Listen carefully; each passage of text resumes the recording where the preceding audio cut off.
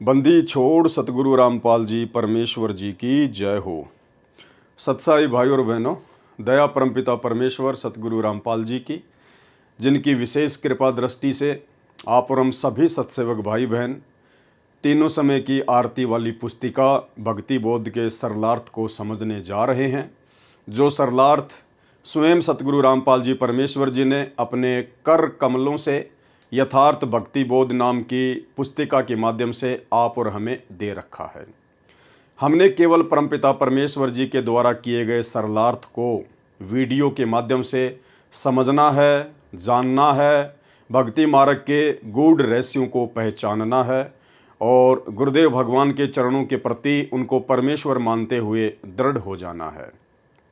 भाई और बहनों, ये तीसरा वीडियो है और अब आगे जो बातें होंगी वो मंगलाचरण से शुरू होंगी, लेकिन मंगलाचरण को पढ़ने से पहले आप और हम सभी भगत भाई बहनों ने परमेश्वर रामपाल जी की वर्तमान समय में परमात्मा वाली वास्तविक स्थिति को जानना बहुत ज़रूरी है। जब तक हम सतगुरु रामपाल जी परमेश्वर जी के परमेश्वर वाली स्थिति को नहीं जानेंगे, नहीं पहचानेंगे, तब तक हमें भक्ति बोध का सरलार्थ समझ में नहीं आएगा और उनकी वास्तविक परमात्मा वाली स्थिति को जानने के लिए, समझने के लिए हमने आदरणीय गरीबदास जी महाराज जी की जीवन लीला को पढ़ना पड़ेगा, उनकी जीवन लीला को समझना पड़ेगा। उसके बाद हमें भली भांति समझ में आ जाएगा कि वर्तमान में सतगुरु रामपाल जी कौन हैं, एक साधारण व्यक्ति हैं, साधारण संत हैं, या फिर आम इंसान के चोले में स्वयं सारी सृष्टि के रचनहार कबीर देव हैं। तो भाई और बहनों, समय ज़्यादा ना गवाते हुए हम परमपिता परमेश्वर सतगुरु रामपाल जी का जयकारा लगाएंगे, परमेश्वर जी से आशीर्वाद प्राप्त करेंगे कि परमेश्वर हमें सूक्ष्म दृष्टि प्रदान करें ताकि हम आपके द्वारा किए गए सरलार्थ को भली भांति पहचान सकें, जान सकें, समझ सकें। तो चलिए परमेश्वर जी से वंदना करते हैं, परमात्मा जी का जयकारा लगाते हैं। बंदी छोड़ सतगुरु रामपाल जी परमेश्वर जी की जय हो।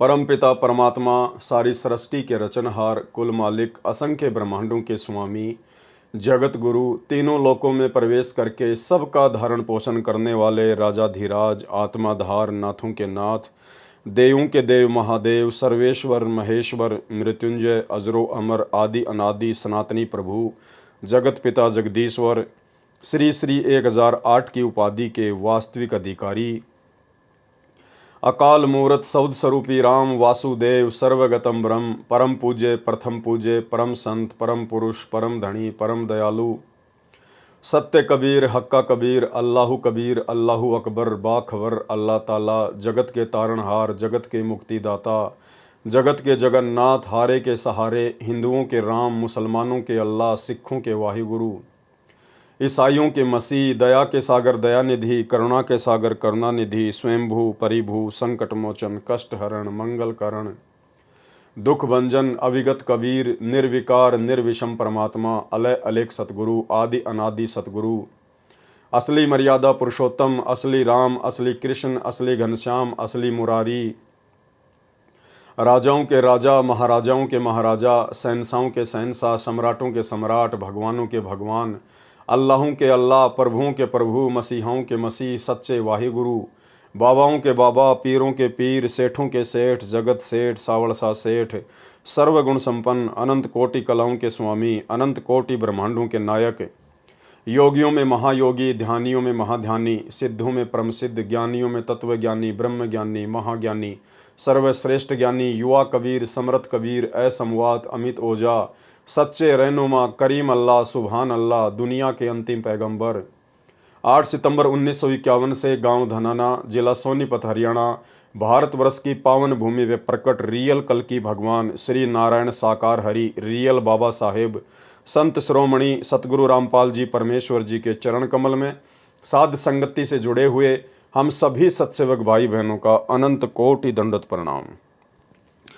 तो भाई और बहनों, भक्ति का मूल होता है सतगुरु, क्योंकि पूर्ण परमात्मा कबीर साहब सतगुरु रूप में ही धरती पर प्रकट होकर अपने तत्व ज्ञान का प्रचार प्रसार करते हैं, अपनी आत्माओं को अपने द्वारा रची गई सृष्टि की वास्तविक जानकारी देते हैं। तो परमेश्वर जी जिस समय पृथ्वी पर सतगुरु रूप में प्रकट होते हैं और यदि कोई भगत, कोई साधक उनकी सतगुरु रूप में प्रकट इस वास्तविक स्थिति को जान लेता है, पहचान लेता है और यदि आजीवन मर्यादा में रहकर भक्ति मार्ग पर लगा रहता है, तो भाई और बहनों, गुरुदेव भगवान कहते हैं ऐसी आत्मा के मोक्ष में कोई भी संशय नहीं होता है। तो सतगुरु रामपाल जी परमेश्वर जी को पहचानने के लिए जिस प्रकार से आज वो लीलामय रूप में धरती पर प्रकट हैं, एक आम व्यक्ति की तरह परमेश्वर लीला कर रहे हैं हमारी चरम दृष्टि को धोखा देते हुए, ठीक इसी प्रकार भाई और बहनों हमने गरीबदास जी महाराज जी की जीवन लीला को समझना है। यदि हमें इनकी जीवन लीला समझ में आ गई तो समझ लीजिएगा आपको सतगुरु रामपाल जी की पूरी जीवन लीला समझ में आ जाएगी। क्योंकि आदरणीय गरीबदास जी महाराज जी ने, जो कि स्वयं कबीर परमात्मा ही थे और आज से 300 साल पहले इन्होंने डबल रोल किया। ये कबीर साहब स्वयं परमात्मा सतलोक से जिंदा बाबा के रूप में आए और अपने ही दूसरे रूप में परमात्मा गरीबदास जी का रूप बनाकर पृथ्वी पर पहले से ही प्रकट थे। और परमेश्वर ने ऐसी लीला की कि आम व्यक्ति तो छोड़िए, 21 ब्रह्मांड का स्वामी ज्योति निरंजन भी धोखा खा जाए। तो गरीबदास जी महाराज जी ने जिस प्रकार हमारी चरम दृष्टि को धोखा देते हुए सांसारिक दृष्टि के हिसाब से एक माँ के गर्भ से जन्म लेने की लीला की और आध्यात्मिक दृष्टि से स्वयंभू प्रकट होने की लीला की। यदि इनकी ये अद्भुत लीला जो इन्होंने लगभग 300 वर्ष पहले की, यदि आज हमारे समझ में आ जाती है तो परमेश्वर रामपाल जी को समझना बेहद आसान है। तो भाइयों और बहनों, क्या क्या समानता है गरीबदास जी महाराज जी की जीवन लीला में और परमेश्वर रामपाल जी की जीवन लीला में। हालांकि दोनों ही कबीर परमात्मा है, गरीबदास जी भी स्वयं ही कबीर परमात्मा है और परम पूज्य परमेश्वर सतगुरु रामपाल जी भी स्वयं ही कबीर परमात्मा है। लेकिन हमारे लिए वर्तमान में सबसे ज़्यादा महत्व, सबसे अहम महत्व परम पूज्य परमेश्वर रामपाल जी का रहेगा, क्योंकि परमेश्वर रामपाल जी हमारे पूज्य गुरुदेव भगवान के रूप में प्रकट हैं। इसलिए हम भक्तों ने सबसे अधिक प्राथमिकता सतगुरु रामपाल जी परमेश्वर वाले रूप को ही देनी पड़ेगी यदि वर्तमान में हमें मोक्ष चाहिए। तो क्या क्या समानता है दोनों महापुरुषों में। जैसी इन्होंने लीला की, काल को धोखा देते हुए, आप और हम सांसारिक जीवों की चरम दृष्टि को धोखा देते हुए, तो बंदी छोड़ गरीबदास जी महाराज जी का जो प्राकट्य स्थान है वो है हरियाणा में गांव करोथा। और इधर बंदी छोड़ सतगुरु रामपाल जी भगवान का भी जो प्राकट्य स्थान है वो भी हरियाणा में गांव धनाना है, यानी बिल्कुल सेम है, दोनों ही हरियाणा में प्रकट हुए। और भाइयों और बहनों, ये भक्ति बोध पुस्तक जिससे हम 3 समय की आरती करते हैं, इसमें यदि आपने नोटिस किया हो तो शुरुआत में इसमें हमारी गुरु प्रणाली लिखी हुई है, गुरु प्रणाली। और गुरु प्रणाली में सबसे पहले नंबर पर नाम आता है बंदी छोड़ कबीर साहिब। सबसे पहले जो नाम लिखा है बंदी छोड़ कबीर साहिब जी महाराज। दूसरे नंबर पर लिखा है बंदी छोड़ गरीबदास जी महाराज। तीसरे नंबर पर है संत शीतलदास जी महाराज। यानी बंदी छोड़ जो शब्द है वो केवल इस भक्ति बोध में जो हमारी गुरु प्रणाली है, केवल शुरुआत में 2 महापुरुषों के नाम से पहले ही लगा है। सबसे पहले बंदी छोड़ कबीर साहिब जी महाराज, दूसरे नंबर पर बंदी छोड़ गरीबदास जी महाराज। इसके अलावा जितने भी संत हुए हैं गुरु प्रणाली में, किसी के भी नाम से पहले बंदी छोड़ शब्द नहीं लगा है। और सबसे लास्ट में जब हमारे पूज्य गुरुदेव जी का नाम आता है तो फिर हम भगत भाई बहन बोलते हैं बंदी छोड़ सतगुरु रामपाल जी भगवान। यानी पूरी गुरु प्रणाली में जिसमें 11 क्रमांक हैं, केवल 3 ही महापुरुषों के नाम से पहले बंदी छोड़ शब्द लगता है। इसका क्या मतलब है? इसका मतलब ये है कि जिस महापुरुष के नाम से पहले बंदी छोड़ शब्द लगता है वो कोई आम प्राणी नहीं होता है, वो कोई आम साधु संत महात्मा नहीं होता है, वो स्वयं परमात्मा ही होता है। बंदी छोड़ शब्द केवल कबीर परमात्मा के नाम से पहले ही लगता है और किसी के नाम से पहले नहीं। तो इससे ये साबित होता है कि संत गरीबदास जी और परम पूज्य परमेश्वर सतगुरु रामपाल जी भगवान, जिन दोनों महापुरुषों के नाम से बंदी छोड़ शब्द लगा है, इसका मतलब बंदी छोड़ शब्द का मतलब होता है कि वो परमेश्वर शुरू से ही बंदी छोड़ की भूमिका निभाता है, वो शुरू से ही परमात्मा की भूमिका निभाता है। अब देखिए भाइयों और बहनों, भूमिका तो नानक जी के रूप में भी स्वयं कबीर परमेश्वर जी ने ही निभाई थी। जब कबीर परमात्मा ने जिंदा महात्मा के रूप में बेई नदी से आदरणीय नानक जी को उनके शरीर से उनकी आत्मा को निकाल कर सतलोक लेकर गए और जब वापस उनकी आत्मा को छोड़ने का अभिनय किया, तो हम सबको पता है ज्ञान आधार से कि वापस आदरणीय नानक जी की आत्मा उस शरीर में नहीं आई थी। आदरणीय नानक जी एक अच्छी आत्मा थे, उनको परमेश्वर ने मिनी सतलोक में बैठा दिया था। उनको तो वर्तमान में मनुष्य जन्म देना था, दे दिया होगा या परमेश्वर आगे देंगे, उनकी मौज। उसके बाद नानक जी के रूप में सारी की सारी लीला स्वयं बंदी छोड़ कबीर साहिब जी ने ही की थी। लेकिन फिर भी नानक जी के नाम से पहले बंदी छोड़ शब्द नहीं लगा। क्यों? क्योंकि वो शुरू से ही बंदी छोड़ नहीं थे। नानक जी पहले एक जीव थे, आप और हमारी तरह एक सामान्य प्राणी थे, इंसान थे। जब उनको परमात्मा मिले बेई नदी पर, उसके बाद से परमात्मा ने नानक जी के रूप का सहारा लिया, यानी नानक जी वाले रूप में परमात्मा ने आगे लीलाएं की। इसलिए नानक जी के नाम से पहले बंदी छोड़ नहीं लगता, क्योंकि नानक जी शुरू से ही परमात्मा नहीं थे, शुरू से ही बंदी छोड़ नहीं थे। लेकिन आदरणीय गरीबदास जी के नाम से पहले बंदी छोड़ शब्द लगता है। इसका मतलब ये कोई भगत नहीं थे, कोई सामान्य आत्मा नहीं थी।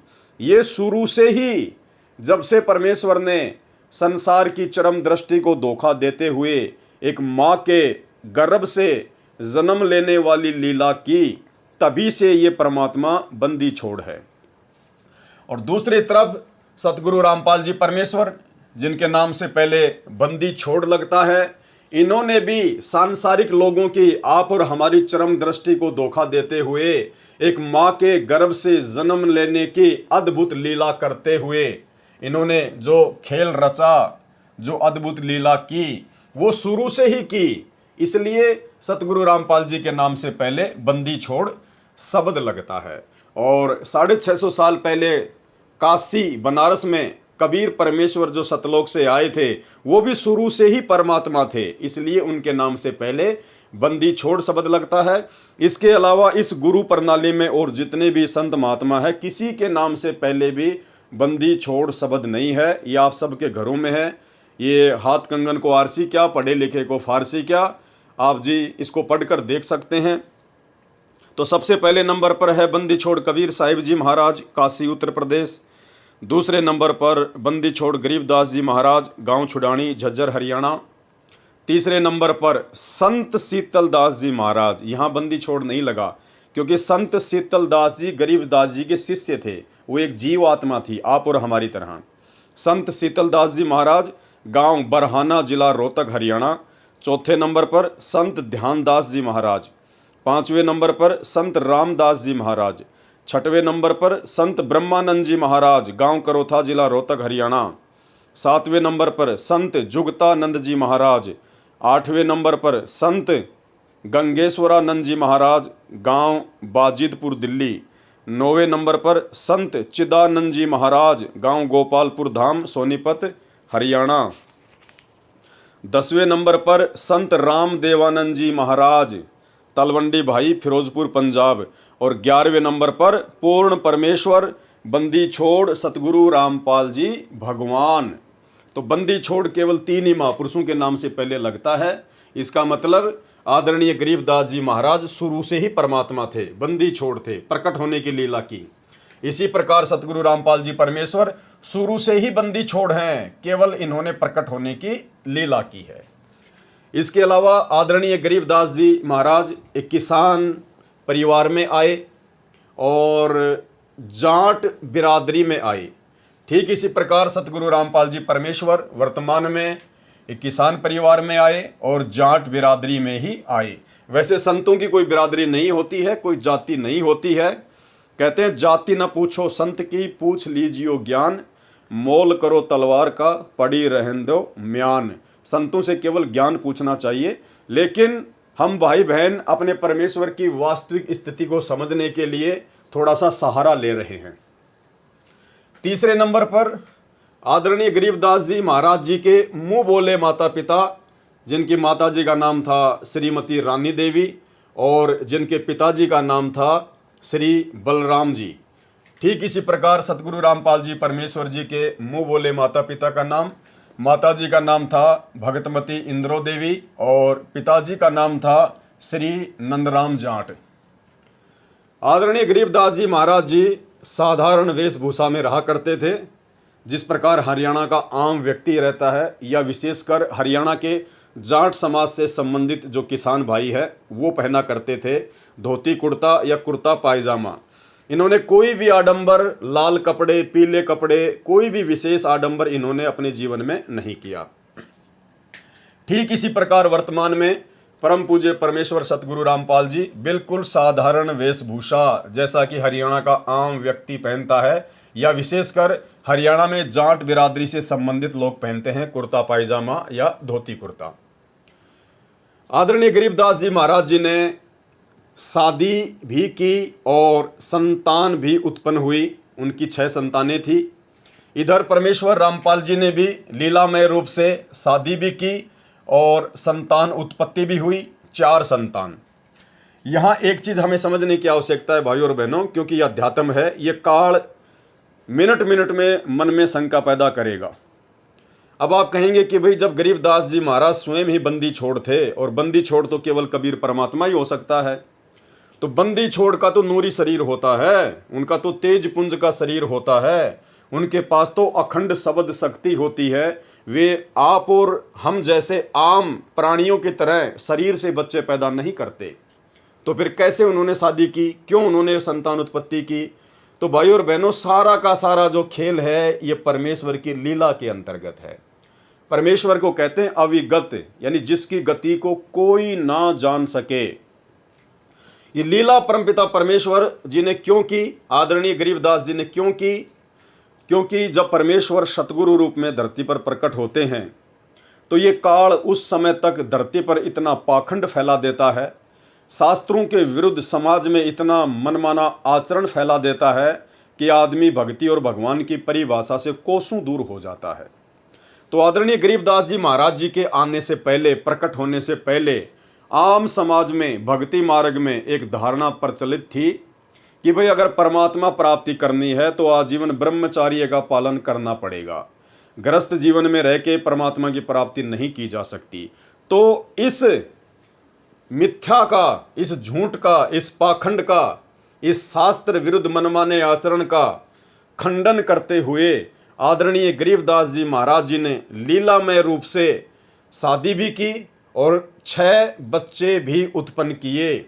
और इन्होंने समाज में एक संदेश दिया कि जिस प्रकार से मैं गरीबदास शादीशुदा होते हुए, संतान उत्पत्ति करते हुए मैंने अंत में परमात्मा पाया, मैंने मोक्ष की प्राप्ति की। अर्थात यदि आपकी भक्ति विधि सही है, आपका गुरु पूर्ण है और आप यदि आजीवन गुरु मर्यादा में और गुरु वचन में रहते हैं तो आपके मोक्ष में कोई संशय नहीं है। भाई और बहनों, इस बात को और अच्छे से समझने के लिए, क्योंकि गरीबदास जी के जीवन से ही हमने सतगुरु रामपाल जी परमेश्वर जी के जीवन को समझना है, ठीक यही लीला सतगुरु रामपाल जी परमेश्वर जी ने की। इसी मिथ्या धारणा को तोड़ने के लिए सतगुरु रामपाल जी परमेश्वर जी ने वैसी ही लीला की क्योंकि परमेश्वर ने यह दिखाना था कि गरीबदास जी के जीवन को आधार बनाकर ही मेरे भगत मेरी जीवन लीला को समझ पाएंगे। तो परमेश्वर सतगुरु रामपाल जी ने आदरणीय गरीबदास जी महाराज जी के शादी विवाह करने और संतान उत्पत्ति करने को लेकर अपने सत्संग में क्या बताया। परमेश्वर ने बताया कि गरीबदास जी तो स्वयं बंदी छोड़ थे, परमात्मा थे, उनको बच्चे उत्पन्न करने की आवश्यकता नहीं थी, लेकिन उन्होंने ऐसा क्यों किया? समाज में प्रचलित उस झूठी धारणा का खंडन करने के लिए कि भैया गृहस्थ आश्रम में रहकर यदि आप संयमित रहते हैं और यदि आप पूर्ण गुरु धारण करके आजीवन मर्यादा में रह के भक्ति करते हैं तो इस आत्मा के पूर्ण मोक्ष में कोई संशय नहीं है। तो सुनिए सतगुरु रामपाल जी परमेश्वर जी के मुख कमल से वो अमर सत्संग, जिसमें उन्होंने आदरणीय गरीबदास जी महाराज जी के पूर्ण परमात्मा होते हुए भी शादी करने और बच्चे उत्पन्न करने को लेकर क्या कुछ कहा है, और उसके बाद में आपको आसानी से समझ में आ जाएगा कि ठीक वही लीला सतगुरु रामपाल जी परमेश्वर जी ने वर्तमान में शादी करने और संतान उत्पत्ति करके की है। तो सुनिए गुरुदेव के मुख कमल से छोटा सा सत्संग। लेकिन बंदी छोड़ गरीबदासियों ने इसको बहुत आसान किया है। इसको ऐसा मार्ग बता दिया है कि आप काम करते हुए अपने खेत में, जैसे उन्होंने उदाहरण दे के बताया, नहीं तो उस भगवान ने यहां पर आने की कोई आवश्यकता नहीं थी और ना ही उन्होंने बच्चे पैदा करने की आवश्यकता थी, क्योंकि वो पूर्ण ब्रह्म परमात्मा थे। लेकिन हमारे इस भ्रम को दूर करने के लिए कि आपके मन में क्या जमा हो चुकी है, हमारे अंदर भी यही थी। हम तो एक साधारण सा अपना नाम ले लिया करते थे, आरती कर लिया करते थे, जब तक हमने पूर्ण ज्ञान नहीं हुआ था, इस उद्देश्य से कि हमारे थोड़े बहुत काम सर जाएंगे, भगवान की आरती कर लें। बाकी प्राप्ति की हमें कोई उम्मीद नहीं थी, परमात्मा प्राप्ति की। जब से बंदी छोड़ गरीबदासियों का, कबीर साहिब का ज्ञान देखा, इसको समझा, और वे साथ में ये भी पता चला कि ये गृहस्थी थे, बाल बच्चेदार थे, इन्होंने अपने बच्चों के सारी ये क्रियाक्रम किया, विवाह भी किया और साथ में उनका पालन पोषण भी किया और फिर भक्ति करके परमात्मा प्राप्ति भी की। तो जब हमारे मन में यह कुछ उत्सुकता पैदा हुई कि जब बंदी छोड़ गरीबदास जी सारे काम को करते हुए पार हुए तो हम भी हो सकते हैं। उसके बाद आदरणीय गरीबदास जी महाराज जी को सतलोक से चलकर स्वयं परमात्मा आकर मिले। कहाँ मिले? गांव छुडानी के खेतों में। जिस समय गरीबदास जी महाराज अपने कुछ 10-12 साथियों के साथ में गायें चरा रहे थे, उस समय जिंदा महात्मा के रूप में कबीर परमेश्वर इनको आकर मिले और जिसके प्रत्यक्ष दृष्टा इनके साथी 8-10 जो ग्वाले थे, जो पाली थे, जो इनके साथ में गौवें चरा रहे थे, उन्होंने भी उनको देखा। ठीक इसी प्रकार सतगुरु रामपाल जी परमेश्वर, अब हालांकि ये तो स्वयं ही परमात्मा है, स्वयं ही परमेश्वर हैं, इनको कौन आके मिलेगा, लेकिन फिर भी परमेश्वर जी ने एक आम व्यक्ति की भूमिका निभाते हुए ये दर्शाया कि मुझे भी मार्च 1997 में दिन के 10 बजे कबीर परमात्मा आकर मिले। ये सत्संग आपने गुरुदेव भगवान के मुख कमल से कई बार सुन रखा होगा, जिसमें गुरुदेव ने कहा है कि सन 1997 में जब वो ठीक का समय आया कि जब आवेगा 5505 तब ये वचन मेरा होगा साचा, 5000 अरु 500 जब कलयुग बीत जाए, महापुरुष फरमान तब जग तारन को आए। तो कलयुग के 5500 वर्ष सन 1997 में कंप्लीट होते हैं। उसके विषय में गुरुदेव ने बताया कि 1997 में दिन के 10 बजे कबीर परमात्मा मुझे आकर मिले और सार नाम दान करने का आदेश देकर अंतर्ध्यान हो गए। ये परमेश्वर जी ने लीला की, जबकि इस बात का कोई भी प्रत्यक्ष दृष्टा नहीं है, लेकिन ये परमेश्वर हैं। ये उस वाणी को सिद्ध करने के लिए परमेश्वर जी ने ऐसा कहा है, ऐसी इन्होंने लीला की है।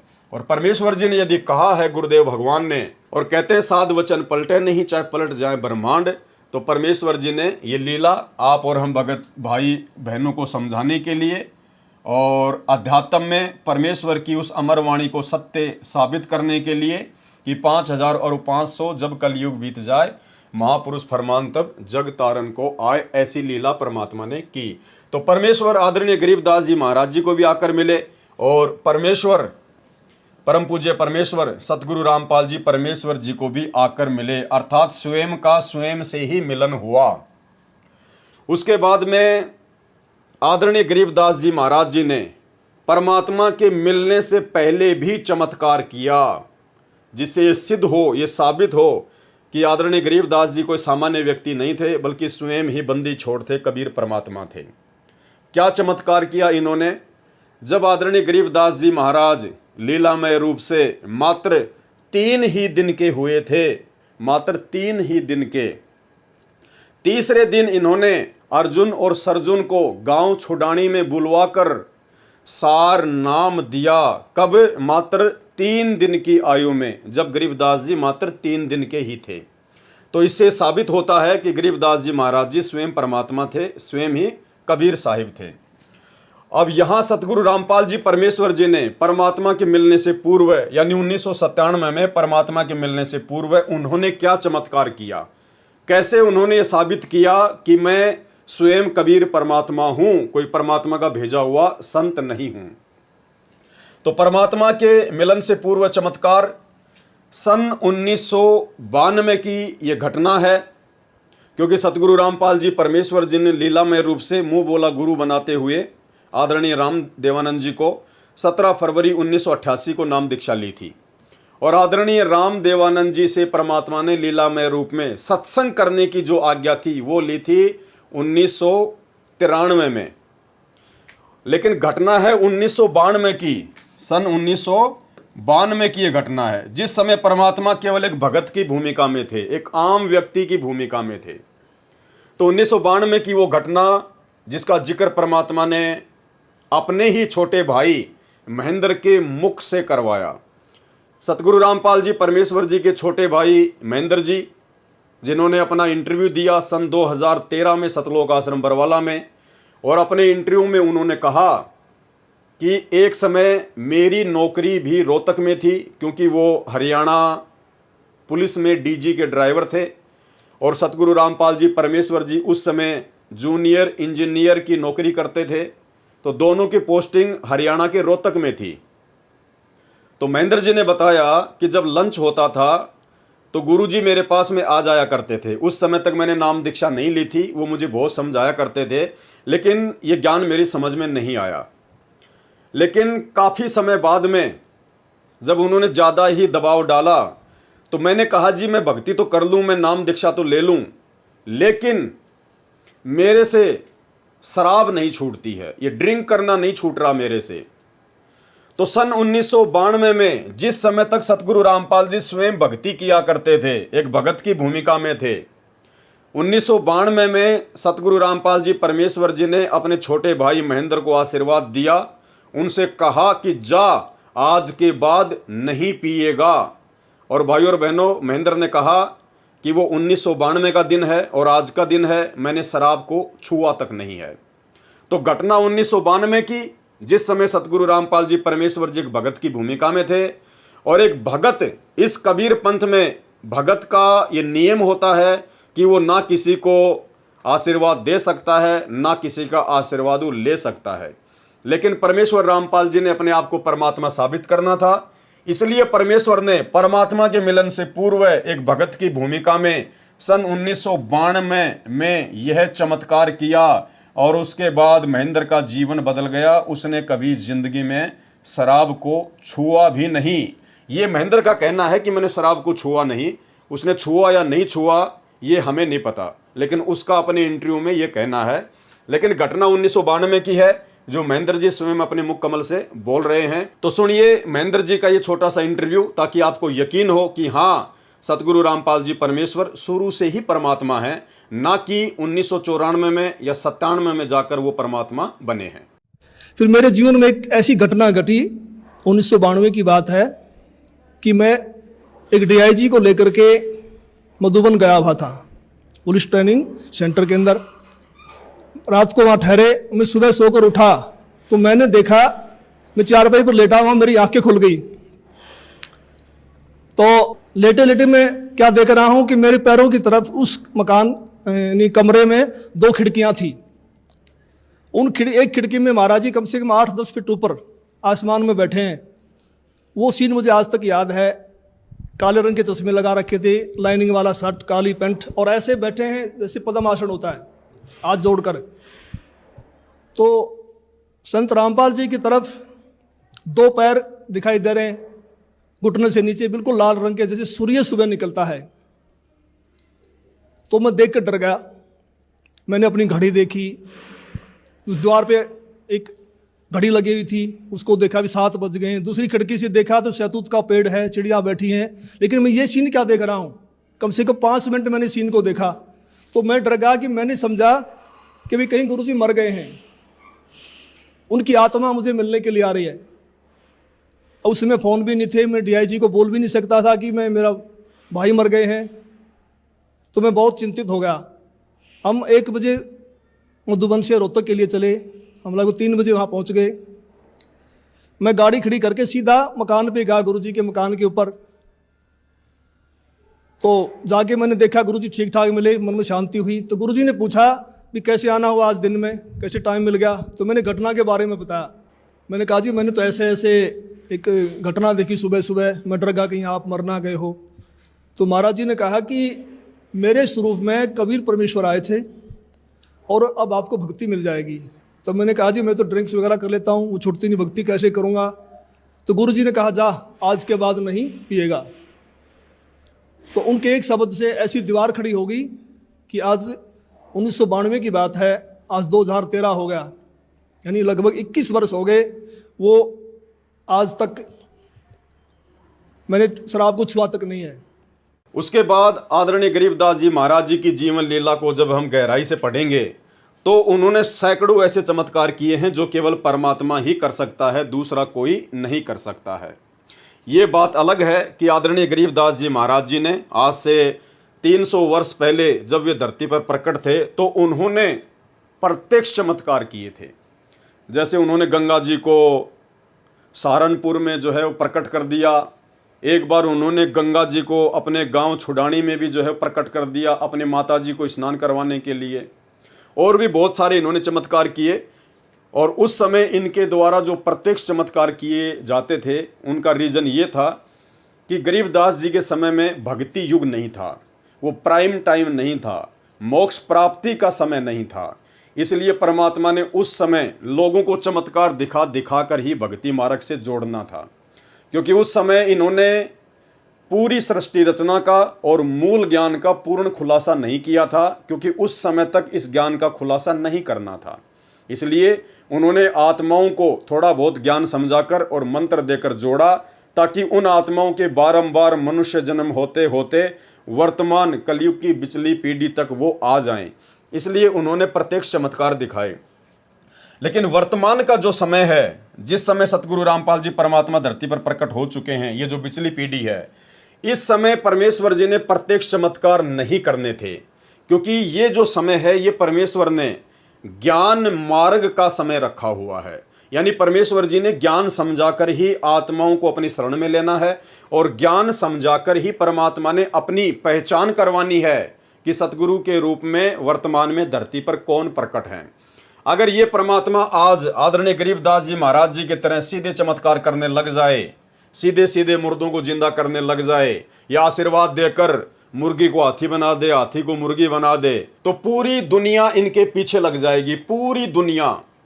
और फिर ये पता ही नहीं चल पाएगा कि कौन व्यक्ति इनके ज्ञान को समझकर इनसे जुड़ रहा है और कौन व्यक्ति देखा देखी में अंधभक्ति के तहत जुड़ रहा है। जिस प्रकार छोटे मोटे बाबा आजकल, जैसे बागेश्वर धाम वाले धीरेन्द्र शास्त्री, वो पंडोखर सरकार वगैरह, ये छोटे मोटे चमत्कार दिखा देते हैं, सिद्धियाँ दिखा देते हैं अपने पूर्व जन्म की भक्ति कमाई से। किसी के काका मामा चाचा फूफा का नाम बता देते हैं, तेरे मन में क्या है वो बता देते हैं, जिस कारण से आज लाखों लोग उनके पीछे अंधे होके लग रहे हैं। अगर यही चमत्कार ये परमात्मा करने लग जाता, इस प्रकार का पाखंड अगर ये परमात्मा करने लग जाता, तो भाई और बहनों आज इनके पीछे इतनी जनता होती कि पूरे बरवाला में पैर रखने की जगह नहीं मिलती। लेकिन परमेश्वर ने ऐसा नहीं करना था, क्योंकि ये भक्ति मार्ग है, यथार्थ सत्य भक्ति मार्ग है, शास्त्र अनुकूल भक्ति मार्ग है। परमात्मा ने अपनी हंस आत्माओं को, जिनके लिए परमात्मा युगों युगों से भटक रहे हैं, काल के साथ आंख मिचोली का खेल खेलते हुए, तो परमेश्वर ने केवल अपना सत्य आध्यात्मिक ज्ञान देकर, सृष्टि रचना का ज्ञान देकर जीव आत्माओं से ज्ञान आधार से अपनी पहचान करवानी है। और जो आत्मा इनको ज्ञान से पहचानेगी वही आत्मा सतलोक जाने की अधिकारी होगी। इसलिए आज सतगुरु रामपाल जी परमेश्वर जी ने प्रत्यक्ष चमत्कार ना करके गुप्त रूप में सैकड़ों नहीं बल्कि लाखों चमत्कार किए हैं। इन्होंने मुर्दों को जिंदा किया है। ऐसे ऐसे असाध्य रोगों से पीड़ित लोग जिनको देश की बड़ी बड़ी हॉस्पिटल, एम्स, पीजीआई, अपोलो, वहाँ के डॉक्टरों ने जवाब दे दिया कि हमारे पास आपके रोग का कोई इलाज नहीं है, मेडिकल साइंस इसके आगे फेल है, इतने दिनों बाद में आपकी मृत्यु निश्चित है। और जब से उन लोगों ने सतगुरु रामपाल जी परमेश्वर जी से नाम दीक्षा ली, आज वो घोड़े की तरह बिल्कुल स्वस्थ हैं। कोई कह भी नहीं सकता कि ये रोग आपको कभी जीवन में था। तो परमेश्वर ने सैकड़ों नहीं, हजारों नहीं बल्कि लाखों ऐसे गुप्त चमत्कार किए हैं, जिनके चमत्कारों से प्रभावित होकर आज लाखों की संख्या में भगत लोग इनके भक्ति मार्ग पर लगे हुए हैं। इसके अलावा आदरणीय गरीबदास जी महाराज जी ने सदग्रंथ साहिब की रचना की। सदग्रंथ साहिब जिसमें भक्ति का पूरा विधान है, जो कि 5वां वेद भी कहा जाता है, जिसमें 24,000 वाणियाँ हैं। और सदग्रंथ साहिब की एक मुख्य खासियत, सदग्रंथ साहिब जिसमें 24,000 वाणियाँ हैं, जो गरीबदास जी महाराज जी ने संत गोपाल दास जी को निमित्त बनाकर लिखवाया था, जिसका वर्तमान में आश्रमों में पाठ चलता है। भाई और बहनों, उस अमर ग्रंथ में पूरे विश्व की सभी भाषाओं का समावेश है। यानी पूरी दुनिया के जितने भी देश हैं, उन देशों में जो जो भाषा चलती है, हर भाषा के शब्द आदरणीय गरीबदास जी महाराज जी के सदग्रंथ साहिब में लिपिबद्ध हैं। यानी ऐसा ग्रंथ केवल बंदी छोड़ी लिख सकते हैं, परमात्मा ही लिखवा सकते हैं, दूसरा कोई नहीं लिखवा सकता, क्योंकि पूरे विश्व की भाषाओं के ज्ञाता केवल परमात्मा ही हो सकते हैं। अवधपुरी एक नगर निधाना, ता अवतार धरे मोरे प्राणा, 20 वर्ष की उम्र पुनीता, मात पिता भय काल सनीपा,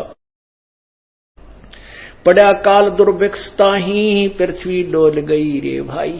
करुण जी को बता रहे हैं काकभूषण जी के भाई, एक बार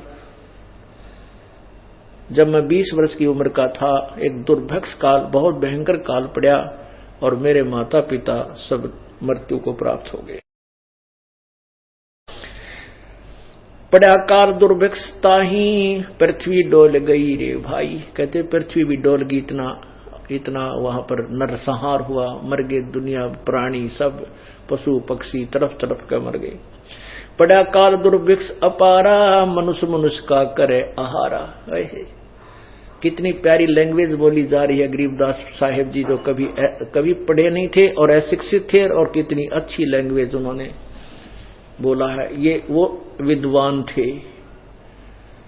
एक अक्षर एक कोई भाषा विशेष के जानकार होने से विद्वान नहीं होता। जैसे कोई संस्कृत जानता है तो उसको अंग्रेजी नहीं आती, वो किसा विद्वान, उसने फारसी नहीं आती, पंजाबी नहीं आती।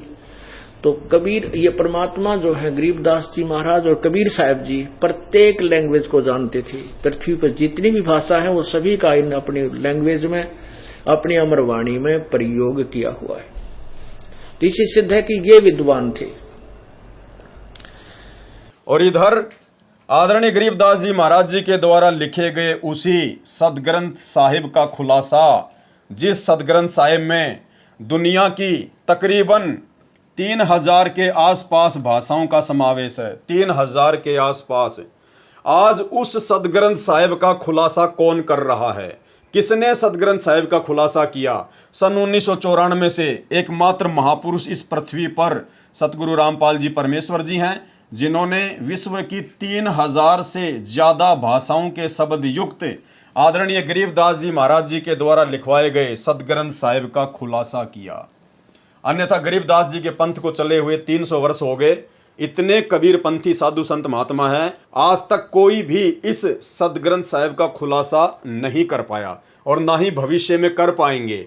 तो ये स्वयं परमात्मा है जिन्होंने 3000 से ज्यादा भाषाओं से युक्त आदरणीय गरीबदास जी महाराज जी के सदग्रंथ साहिब का खुलासा किया और वर्तमान में कर रहे हैं।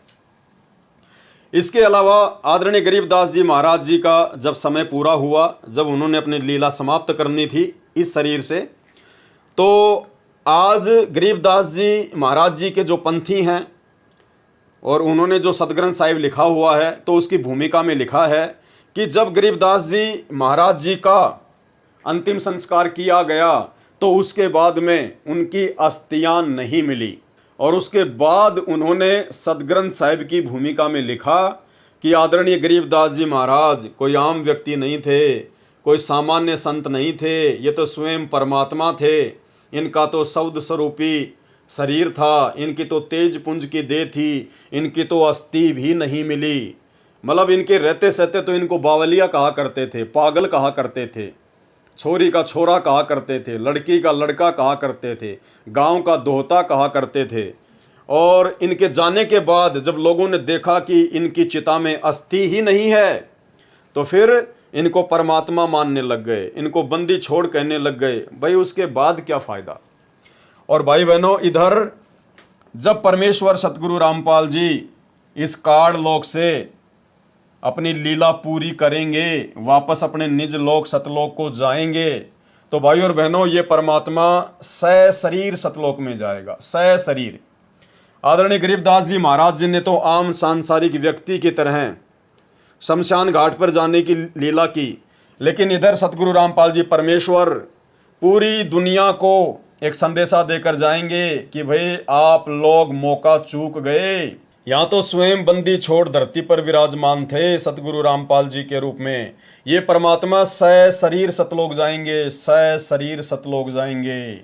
और तभी इनका ये भक्ति मार्ग यथार्थ 13वां कबीर पंथ 1000 वर्ष तक निर्बाध रूप से और उसके बाद कई लाखों वर्ष तक इस कलयुग में चलेगा। इसलिए परमात्मा ऐसी ही लीला यहाँ से करके जाएंगे ताकि दुनिया इनको परमेश्वर मानकर फिर इनके भक्ति मार्ग पर दृढ़ता से लगी रहेगी। इसके अलावा जब आदरणीय गरीबदास जी महाराज जी ने छुड़ानी में अपना शरीर छोड़ा, उसके बाद में उसी शरीर में उसी अवस्था में ये उत्तर प्रदेश के सहारनपुर में अपने प्रिय भगत भूमड़ सैनी के घर पर प्रकट हो गए। भगत भूमड़ दास अर्थात भूमड़ सैनी जो इनका भगत था, जो सहारनपुर से सत्संग सुनने के लिए गांव छुड़ानी में आया करता था। एक समय जब वो भगत आया हुआ था तो गुरुदेव भगवान ने बताया कि आदरणीय गरीबदास जी ने कहा कि भाई आज के बाद आपको गांव छुड़ानी में नहीं आना है। कारण पूछा तो परमेश्वर जी ने बताया, गरीबदास जी ने बताया कि मैं आपके पास सहारनपुर में ही आऊँगा। तो इन्होंने छुड़ानी में शरीर छोड़ने के बाद में उसी शरीर में ये लगभग 35 वर्ष तक उत्तर प्रदेश के सहारनपुर में रहे। और भाई और बहनों, इधर सतगुरु रामपाल जी परमेश्वर वर्तमान में भी शब्द रूप में अपने सतसेवक बच्चों के घरों पर विराजमान हैं, प्रकट हैं। और सतलोक जाने के बाद भी ये परमात्मा शब्द रूप में अपने प्रत्येक बच्चे के साथ में, अपने प्रत्येक भक्तों के घरों में, जो भगत अपने घर को ही आश्रम बना लेंगे उन भक्तों के घरों पर परमात्मा विराजमान रहेंगे, प्रकट रहेंगे शब्द रूप में। और जब भगत को आवश्यकता पड़ी परमेश्वर के शरीर की, तो ये तो परमात्मा है, ये तो शरीर भी धारण कर लेगा, इसमें कोई संशय नहीं है। और इस प्रकार की लीलाएं परमात्मा करेंगे जिससे भक्तों का दृढ़ विश्वास भक्ति मार्ग पर लाखों साल तक बना रहेगा। तो भाई और बहनों, ये कुछ समानताएं हैं जो हमें ये शिक्षा देती हैं, हमारे विश्वास को दृढ़ करती हैं कि जिस प्रकार आदरणीय गरीबदास जी महाराज जी ने भी एक आम व्यक्ति की लीला की, एक आम सांसारिक पुरुष की इन्होंने लीला की, और अंत में पता चला कि ये तो परमात्मा थे, तो बंदी छोड़ते स्वयं ही कबीर साहिब थे। और इधर वही सारी की सारी लीला सतगुरु रामपाल जी परमेश्वर जी ने की है और कर रहे हैं और आने वाले समय में करेंगे। तो इससे साबित हो जाता है कि सतगुरु रामपाल जी परमेश्वर धरती पर स्वयं परमात्मा हैं, बंदी छोड़ हैं, सारी सृष्टि के रचनहार हैं। और हम भक्तों को किसी भी प्रकार का कोई डाउट इनकी लीला के ऊपर, इनके लीला में जीवन चरित्र के ऊपर नहीं होना चाहिए। इसके अलावा आदरणीय गरीबदास जी महाराज जी ने 24,000 वाणियों से युक्त सतग्रंथ साहिब को लिखवाया, उनकी रचना करवाई, लेकिन आदरणीय गरीबदास जी महाराज जी ने उन वाणियों का कभी खुलासा नहीं किया, कभी भी इन्होंने खुलासा नहीं किया, केवल वाणियां इन्होंने लिखवा दी सदग्रंथ साहिब के रूप में। और इधर सतगुरु रामपाल जी परमेश्वर जी उसी सदग्रंथ साहिब का खुलासा कर रहे हैं। भक्ति बोध, यथार्थ भक्ति बोध नामक पुस्तक में उन्होंने आदरणीय गरीबदास जी महाराज जी के सदग्रंथ साहिब का खुलासा किया। और सन 1994 में जब सतगुरु रामपाल जी परमेश्वर जी ने सत्संग करना शुरू किए, तो सन 1994 से लेकर 2000 तक आदरणीय गरीबदास जी महाराज जी के सदग्रंथ साहिब को आधार बनाकर ही सतगुरु रामपाल जी ने सत्संग किए, प्रवचन किए और उस ग्रंथ साहिब का पूर्ण खुलासा किया। आप जी 1997 के जिंद के सत्संग, रोहतक के सत्संग और करोथा के सत्संग सुन सकते हैं। वो जितने भी सत्संग हैं जो कि ऑडियो में हैं, सारे के सारे आदरणीय गरीबदास जी महाराज जी के द्वारा लिपिबद्ध करवाए गए विश्व की 3000 से ज़्यादा भाषाओं के शब्दों युक्त सदग्रंथ साहिब को आधार बनाकर ही पूज्य गुरुदेव जी ने सत्संग किया। तो लिखा आदरणीय गरीबदास जी महाराज जी ने और आज उसका खुलासा किया सतगुरु रामपाल जी परमेश्वर जी ने। यानी पूरे विश्व की भाषाओं के जानकार या तो गरीबदास जी महाराज जी थे या वर्तमान में सतगुरु रामपाल जी परमेश्वर जी हैं। अवधपुरी एक नगर निधाना, ता अवतार धरे मोरे प्राणा। 20 वर्ष की उम्र पुनीता, मात पिता भय काल सनीपा। पड़ा काल दुर्भिक्षता ही, पृथ्वी डोल गई रे भाई। करुण जी को बता रहे हैं काकभूषण जी के भाई, एक बार जब मैं 20 वर्ष की उम्र का था, एक दुर्भिक्ष काल, बहुत भयंकर काल पड़ा और मेरे माता पिता सब मृत्यु को प्राप्त हो गए। पड़ा काल दुर्भिक्षता ही, पृथ्वी डोल गई रे भाई। कहते पृथ्वी भी डोल गई, इतना वहां पर नरसंहार हुआ, मर गए दुनिया, प्राणी सब, पशु पक्षी तरफ तरफ का मर गए। पड़ा काल दुर्भिक्ष अपारा, मनुष्य मनुष्य का करे आहारा। कितनी प्यारी लैंग्वेज बोली जा रही है गरीबदास साहिब जी, जो कभी पढ़े नहीं थे और अशिक्षित थे, और कितनी अच्छी लैंग्वेज उन्होंने बोला है। ये वो विद्वान थे।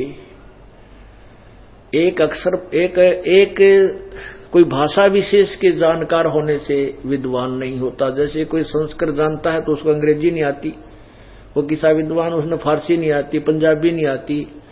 तो कबीर, ये परमात्मा जो है गरीबदास जी महाराज और कबीर साहब जी प्रत्येक लैंग्वेज को जानते थे। पृथ्वी पर जितनी भी भाषा है वो सभी का इन अपनी लैंग्वेज में, अपनी अमरवाणी में प्रयोग किया हुआ है। तो इसी सिद्ध है कि ये विद्वान थे। अब भाई और बहनों, जब हमें इतनी बातों का पता चल रहा है, ऐसे ऐसे खुलासे हो रहे हैं, तो अब आपने कुछ बातों पर ध्यान देना होगा। जैसे गरीबदास जी के द्वारा लिखे गए उस सदग्रंथ साहिब का जब पाठ किया जाता है, तो वो पाठ कितने आदर और सम्मान के साथ में किया जाता है। उस ग्रंथ साहिब का, जिसकी हम केवल वाणियाँ पढ़ सकते हैं, उन वाणियों में क्या गूढ़ रहस्य है हम नहीं जान सकते। उसके बावजूद भी जब आश्रमों में उसका पाठ होता है, तो उस सदग्रंथ साहिब को कितने आदर और सम्मान के साथ में अपने हाथों में लेकर पाठ स्थल पर लाया जाता है, कैसे उसको ढक के रखा जाता है, कितना उसको इज्जत दी जाती है।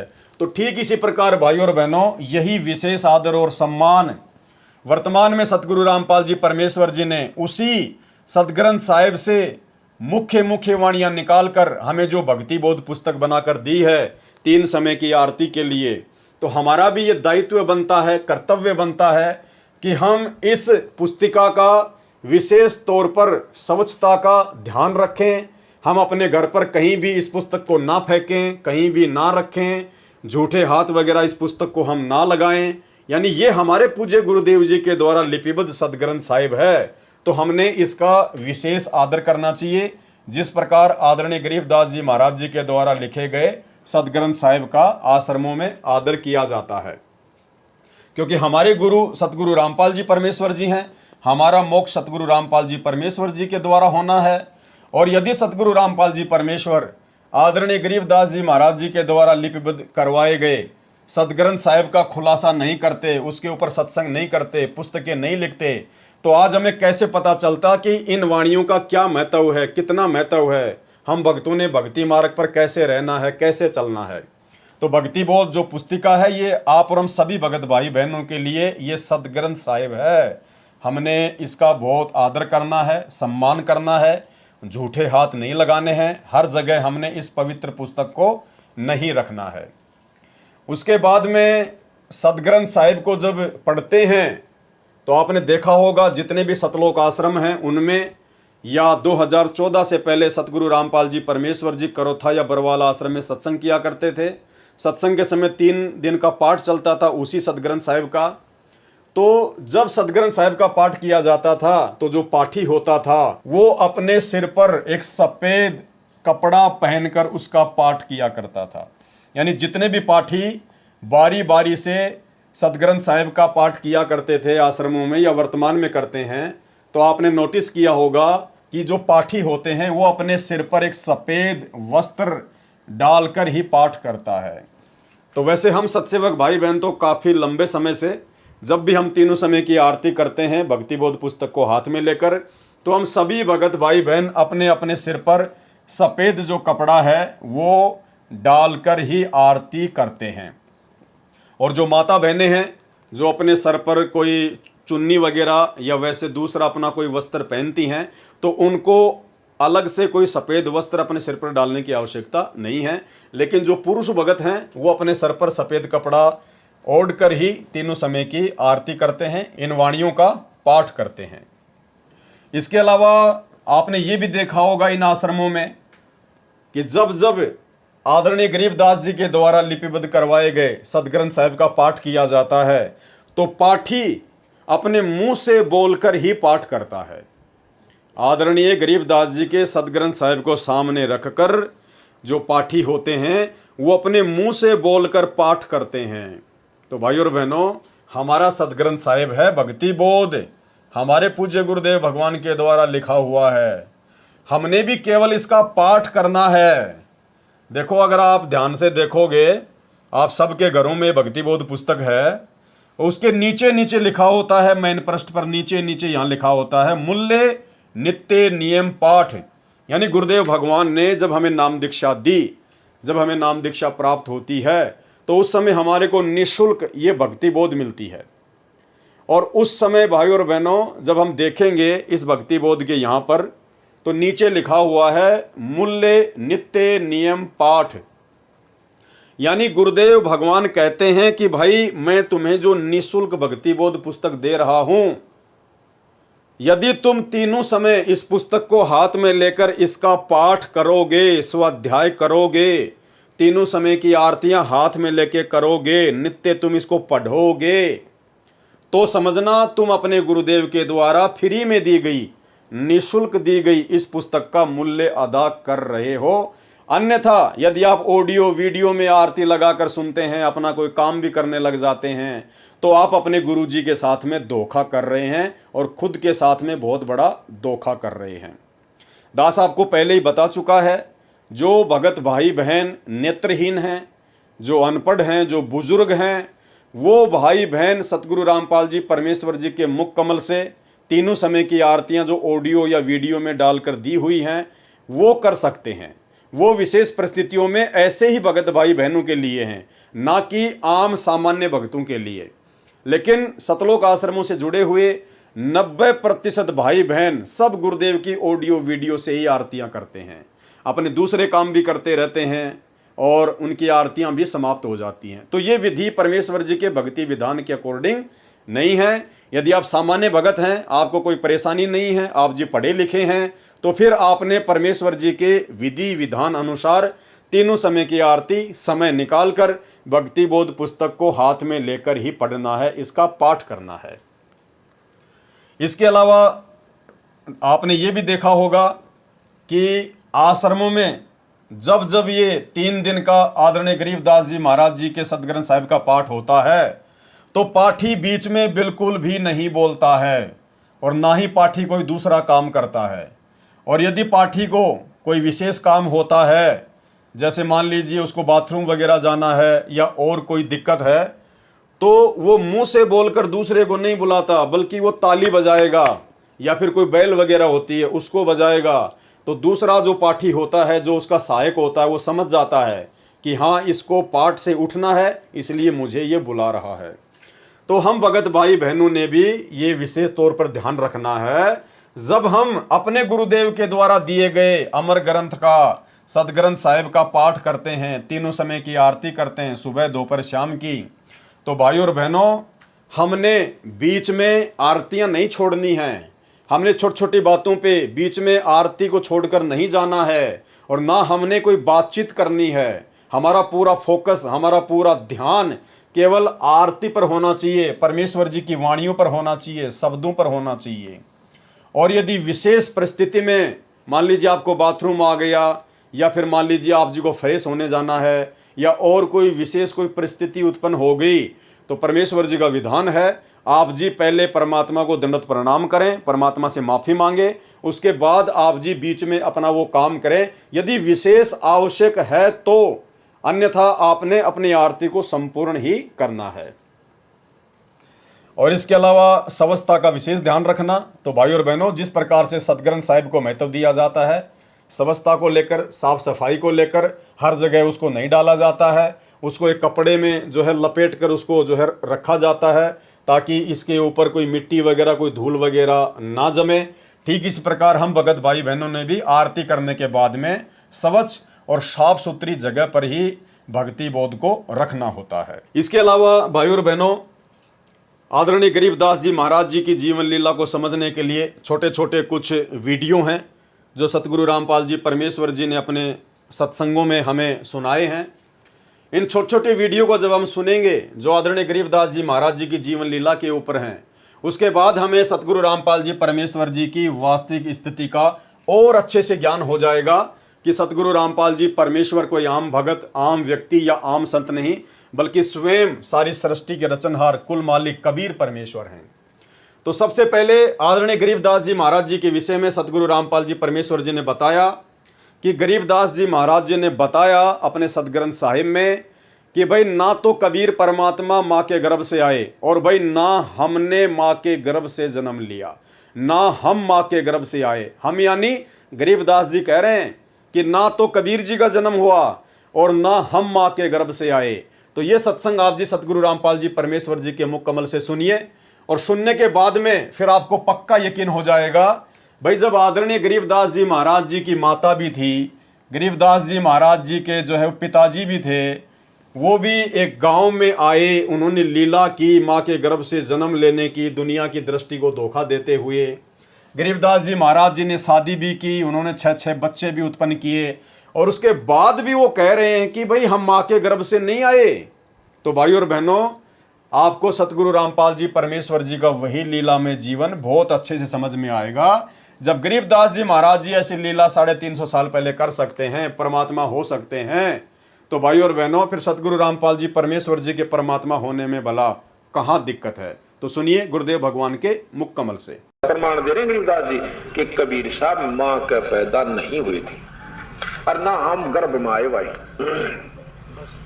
शब्द स्वरूपी रूप हम। इसके अलावा सतगुरु रामपाल जी परमेश्वर जी ने सत्संग में बताया कि ग्रंथ साहिब में लिखा हुआ है, जिसमें बीच बीच में आदरणीय गरीबदास जी महाराज जी ने यह प्रमाणित किया है कि मैं ही कबीर साहिब हूं, मैं कबीर परमात्मा हूं। आदरणीय गरीबदास जी ने स्वयं के विषय में प्रमाणित किया है कि मैं कबीर परमात्मा हूं। सुनिए छोटा सा सत्संग सतगुरु रामपाल जी के मुख कमल से, उसके बाद आपको यकीन हो जाना चाहिए कि जब गरीबदास जी महाराज जी ऐसी लीला करते हुए परमात्मा हो सकते हैं, बंदी छोड़ हो सकते हैं, तो सतगुरु रामपाल जी परमेश्वर जी के तो परमात्मा होने में कोई संशय ही नहीं है। हम ही दिल दरिया हैं बाई, हम ही बिंदु सिंध गर्क छाई, हम ही लहर तरंग उठावे, हम प्रगट हम ही छिप जावे, हम ही गुप्त गुज गंभीरा, हम ही अवगत हमें कबीरा। अब बंदी छोड़ा अपना भी भेद दें गरीबदास जी कि मैं कबीर हूँ और भाई मैं पूर्ण ब्रह्म परमात्मा हूँ। या गरीबदास जी भी यही प्रमाण यानी गुप्त रूप में कबीर कहीं कहीं अपना प्रमाण दे जाते हैं।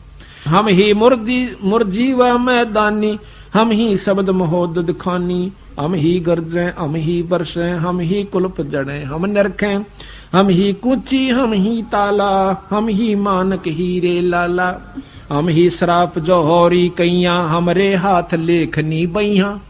मेरे हाथ में सारे कर्म है आपके, हाथ का तात्पर्य कि मैं कहूंगा जब इनकी पार नहीं बसाओगे, ना ब्रह्मा की, ना विष्णु की, ना निरंजन की, जब मेरे हाथ में कलम मेरे हाथ में है और उसी समय पकड़ के न्यू कर दूंगा पूरी बही का ऊपर का, चल भाई आ जाओ मार। जिसने सार नाम ले लिया और सार शब्द पूरे अपने मारे संत ने ले लिया और उसकी फिर मर्यादा में गुरु शिष्य की जो मर्यादा होती है उसमें रहे, जब जाकर बात बनेगी। वो नहीं नाम ले लिया गुरु की तरह आपकी तो मरो बुलाए तो भी ना आवे, हुआ बात नहीं भाई। कति सरदड़ की बाजी ला दे। महाराज कहे सर्वस सौंप देत साहेब को काज जिनों के सरिया, जो सर्वस कहते हैं मम संत मुझे जान मेरा स्वरूपम, मेरे संत को मेरा ही स्वरूप समझना। जब बात बनी इन्हों ना सोचियो कि मैं न सोचो कबीर बन गया ना, मैं तो बताऊं सुन के नियम है ये, आगे थारी मर्जी तुम क्या सोचो क्या करो कैसे करो, ये नियम संविधान बता रहे हैं उनके। हम ही भगली हम ही कोतवाल हम ही काजी, हम ही भगले गुरु हैं बाजी, ये सब खेल हमारे किए हमसे मिले सुनिश्चय जिए। ये सब हमारे खेल बनाए हुए से, निरंजन हमने बनाया और ये किस ब्रह्मंड इसको बनाकर हमने दिया, नो का हमसे मिले सो निश्चय जिए। इसके अलावा भाइयों और बहनों, आपने आदरणीय गरीबदास जी महाराज और राम राय जी के ऊपर एक सत्संग सुना होगा, झूमकरा का अंग। झूमकरा तत्व ज्ञान कोई ना कह रे झूमकरा, ये पैसे ऊपर नाच सुनो रे झूमकरा। यानी गुरुदेव भगवान ने सत्संगों में बताया और गरीबदास जी के सदग्रंथ साहिब में भी लिखा हुआ है कि पंजाब से एक व्यक्ति गरीबदास जी के भगत के मुख कमल से सुबह का नित्य नियम सुनकर बड़ा प्रभावित हुआ और उन्होंने गरीबदास जी महाराज जी का पूरा एड्रेस ले लिया कि ऐसे महापुरुष से तो मिलना चाहिए। और वो राम राय नाम का व्यक्ति, राम राय उर्फ झूमकरा, गांव में उसको झूमकरा कहा करते थे, वो गरीबदास जी से मिलने के लिए आ जाता है। और उस सारी कहानी का आप और हमें पता है कि किस प्रकार से वो गरीबदास जी से मिलने के लिए इतना आतुर था कि वो उनसे मिलने के लिए खेतों में चल पड़ता है। उधर से आदरणीय गरीबदास जी महाराज जी आ रहे थे अपने सिर पर पशुओं का चारा लेकर, भरोटा लेकर। अब गरीबदास जी तो अंतर्यामी थे, जानी जान थे, परमात्मा थे। उनको मालूम था कि इस भगत के मन में साधु संत महात्माओं की जो वेशभूषा है वो अलग ही प्रकार की है। वो ये सोचकर आया था कि कोई बहुत पहुँचे हुए महात्मा होंगे, सिर पर या तो बड़ी बड़ी जटा होगी, चेहरे पर बड़ी बड़ी दाढ़ी मूंछ होगी, या बिल्कुल साफ करवा रखा होगा, पीताम्बर पहन रखा होगा, भगवा पहन रखा होगा, कान वगैरह छिदवा रखे होंगे, धूणा वगैरह लगा के बैठता होगा। तो ऐसी धारणा राम राय के मन में थी गरीबदास जी से मिलने से पहले। तो गरीबदास जी तो जानी जान थे, अंतर्यामी परमात्मा थे, वो तो समझ गए उस बात को कि अगर मैंने अभी इसको कह दिया कि मैं हूँ गरीबदास तो ये यहीं से वापस पंजाब चला जाएगा, मेरी एक बात नहीं सुनेगा।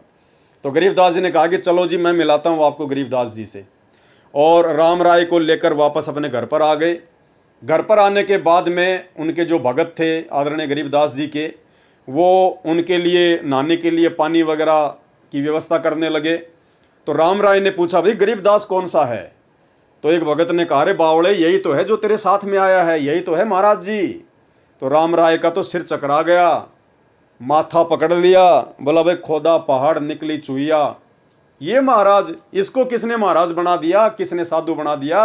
ये तो मेरे जैसा किसान है, इसके पास में ज़्यादा ज़मीन होगी, मेरे पास में थोड़ी ज़मीन है। उसके बाद आदरणीय गरीबदास जी महाराज जी ने अपने सभी सेवकों को काम पर लगा दिया और नहाने के लिए जो बाल्टी रखी हुई थी वो नहाने लग गए।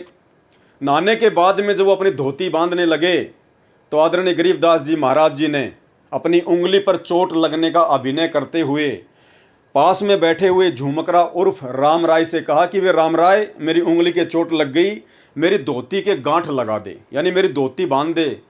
तो राम राय ने जैसे ही धोती बांधना शुरू किया और वो गांठ लगाने लगा तो धोती का जो पल्लू था, जो गांठ थी, वो आर पार हो जाती। अब राम राय ने देखा शायद मेरी आंखों का धोखा है, उसने फिर से वो गांठ पूरे शरीर पर कपड़ा लपेट कर और जैसे गांठ मारना शुरू की, वो गांठ, वो कपड़ा गरीबदास जी के पूरे शरीर के आर पार हो गया और वो गांठ लग गई।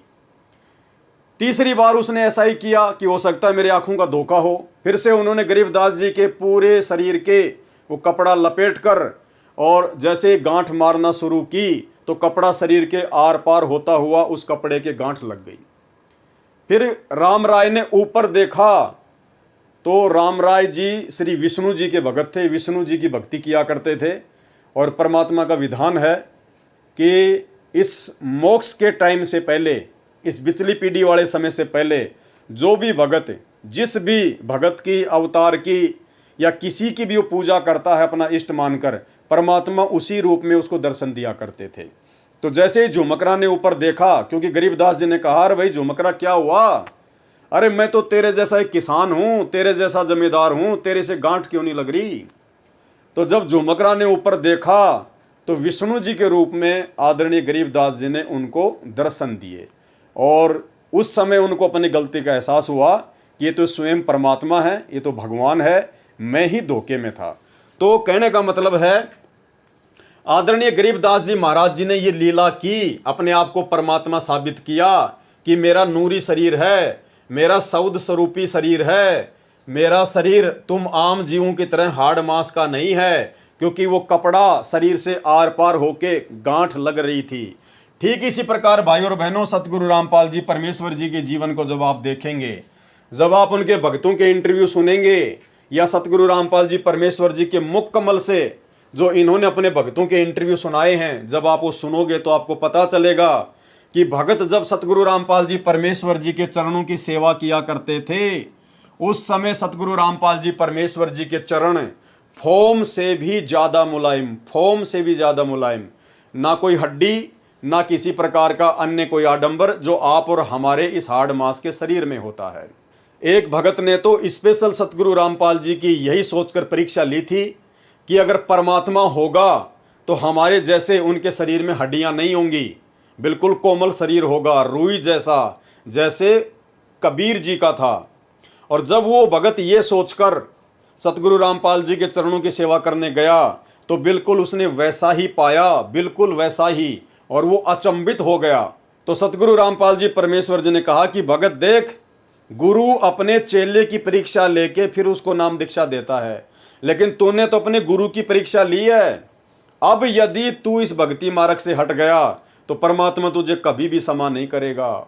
तो भाई और बहनों, सुनिए इंटरव्यू सतगुरु रामपाल जी परमेश्वर जी के भक्तों के, जिसमें आपको पता चलेगा कि जब वो परमेश्वर जी के चरणों की सेवा किया करते थे तो परमेश्वर जी के चरण रुई से ज़्यादा मुलायम, फोम की तरह, क्योंकि परमेश्वर जी का सौद स्वरूपी शरीर है, नूरी शरीर है, तेज पुंज की देह है, आप और हमारी तरह हाड़ मांस की देह नहीं है। के बाद आश्रम करोथा में खाना खाया तो दर्द नहीं हुआ। दांतों को हाथ लगाकर देखा तो वो हिल रहे थे, लेकिन कम हिल रहे थे, और वो अब भी हिलते हैं, लेकिन तकलीफ नहीं। इसके बाद दर्शनों के लिए गया तो चरण सेवा मिली तो सतगुरु देव के चरण ऐसे लगे जैसे फोम की रुई से भी नरम हो। तो मैं तो ऐसा हो गया कि न कोई चिंता और न कोई तकलीफ, मैं बहुत खुश हो गया। अपने आप ही मन में आता रहा कि इनसे ऊपर कोई और शक्ति नहीं। इसके अलावा आदरणीय गरीबदास जी महाराज स्वयं ही कबीर परमात्मा थे, बंदी छोड़ते। इसका एक अन्य जो प्रमाण है वो अर्जुन सर्जुन के द्वारा गरीबदास के रूप में कबीर परमात्मा जी की पहचान करना। यानी जब अर्जुन सर्जुन को आदरणीय गरीबदास जी ने 3 दिन की आयु में सारनाम दिया, उस समय सारनाम देने के बाद अर्जुन सर्जुन को गरीबदास जी ने कहा कि भाई अर्जुन सर्जुन, अब तो समझ में आ गई कि अपने गुरु में कभी दोष नहीं देखना चाहिए, क्योंकि अर्जुन सर्जुन ने 650 साल पहले यही गलती की थी।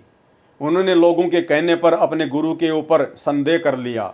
जब परमेश्वर जी ने लीला की थी, अपनी ही एक शिष्या जो कि पहले वेश्यावर्ती का काम किया करती थी, गणिका थी, परमेश्वर से नाम लेने के बाद वो आश्रम में आने लग गई। भगत उनको टॉर्चर करने लग गए कि तू बदनाम औरत है, गुरुजी को बदनाम करेगी, आश्रम में मत आया कर। तो भक्तों के प्रति ऐसा रवैया देखकर कबीर परमेश्वर जी ने 64 लाख भक्तों की परीक्षा ली। उसी बहन को, गणिका को परमात्मा ने निमित्त बनाया, और उसी गणिका के तहत परमेश्वर जी ने अर्जुन सर्जुन की भी परीक्षा ली, और अर्जुन सर्जुन भी उस परीक्षा में फेल हो गए थे, यानी उन्होंने अपने गुरु के ऊपर संदेह कर लिया था। उसके बाद वो बहुत रोए। जब परमात्मा ने उनको समझाया, उनको अपनी गलती का एहसास भी हुआ, तो उस समय कबीर परमात्मा ने कहा कि भाई अब मेरे इस शरीर से तुम्हारा मोक्ष नहीं हो सकता, क्योंकि रहीमन धागा प्रेम का मत तोड़ो छिटकाए, टूटे से फिर ना जुड़े और जुड़े तो गांठ पड़ जाए। क्योंकि तुमने मेरे इस शरीर में दोष देख लिया, इसलिए तुम इस शरीर में पार नहीं हो सकते। तो अर्जुन ने बहुत ज़्यादा मिन्नतें की, प्रार्थना की, रोए, पैर नहीं छोड़े। तो परमात्मा ने कहा कि भाई ठीक है, आज से 250 साल बाद मैं गांव छुडानी में ऐसे ऐसे, दिल्ली के पास में हुमायूंपुर, वहाँ से एक गांव है छुडानी हरियाणा में, वहाँ पे मैं प्रकट होऊंगा और उस समय आपको मैं नाम दीक्षा दूंगा। तो उन्होंने कहा कि महाराज हमें कैसे पता चलेगा? बोला वो मेरा काम है तुम्हें सचेत करना। तो जब गरीबदास जी महाराज जी आए, कबीर परमात्मा गरीबदास जी के रूप में गांव छुडानी में सन 1717 में आए, और जब 3 दिन के ही थे शिशु रूप में, उसी समय उन्होंने सौपन के माध्यम से अर्जुन को संदेशा दिया कि भाई मैं आ चुका हूँ, आ जाओ। अर्जुन आए और मात्र 3 दिन की आयु में आदरणीय गरीबदास जी महाराज जी ने रानी माता को गहरी नींद में सुला दिया और मात्र 3 दिन की आयु में अर्जुन को सार नाम दिया। और वो 250 साल के अर्जुन आदरणीय गरीबदास जी के पैरों में पड़कर रोने लगे। उस समय 3 दिन की आयु के उस बच्चे आदरणीय गरीबदास जी महाराज जी ने कहा कि अर्जुन समझ में आ गई कि अपने गुरु जी पर कभी भी संदेह नहीं करना चाहिए, अपने गुरु में कभी भी दोष नहीं देखना चाहिए। तो ये एक प्रमाण है कि गरीबदास जी के रूप में अर्जुन ने अपने गुरु कबीर परमात्मा को पहचाना। तो आप जी सुनिए ये छोटा सा शब्द जिसकी एक चौपाई, जिसमें परमात्मा ने कहा है कि अर्जुन ने पहचान लिया और छुडानी में दर्शन आन किया। अर्जुन ने पिछान लिए, छुडानी में दर्शन आन किए। अर्जुन ने पहचान लिया, छुडानी में दर्शन आन किए। ए रानी नंदन हमने जान लिए, बल राम पिता जनाया है, भक्ति की भिक्षा दे मीद कटोरा लाया है। सत कबीर दवारे तेरे पैक दास भिखारी आया। तो भाई और बहनों, ठीक इसी प्रकार जैसे अर्जुन और सरजुन ने कबीर जी को आदरणीय गरीबदास जी के रूप में पहचान लिया था, ठीक इसी प्रकार आज हजारों की संख्या में सत्सेवक भाई और बहनों ने अपने उसी कबीर परमात्मा को, जो 650 साल पहले आए थे, हमारे गुरु थे, जो आज सतगुरु रामपाल जी परमेश्वर जी के रूप में पुण्य धरती पर प्रकट हो चुके हैं, हमारा उद्धार करने के लिए, हमसे भक्ति करवाने के लिए। तो आज हजारों की संख्या में सत्सेवक भाई बहनों ने अपने कबीर परमात्मा को पहचान लिया है सतगुरु रामपाल जी परमेश्वर जी के रूप में। इसके अलावा जिस प्रकार से आदरणीय गरीबदास जी महाराज जी को, जो कि 300 साल पहले धरती पर सहशरीर प्रकट थे, जिनको दुनिया पहचान नहीं पाई और ना पहचानने के चलते दुनिया ने उनमें 100 नुक्स निकाले, 100 नुक्स। इसके ऊपर सतगुरु रामपाल जी परमेश्वर जी ने अपने सत्संग भी किया हुआ है।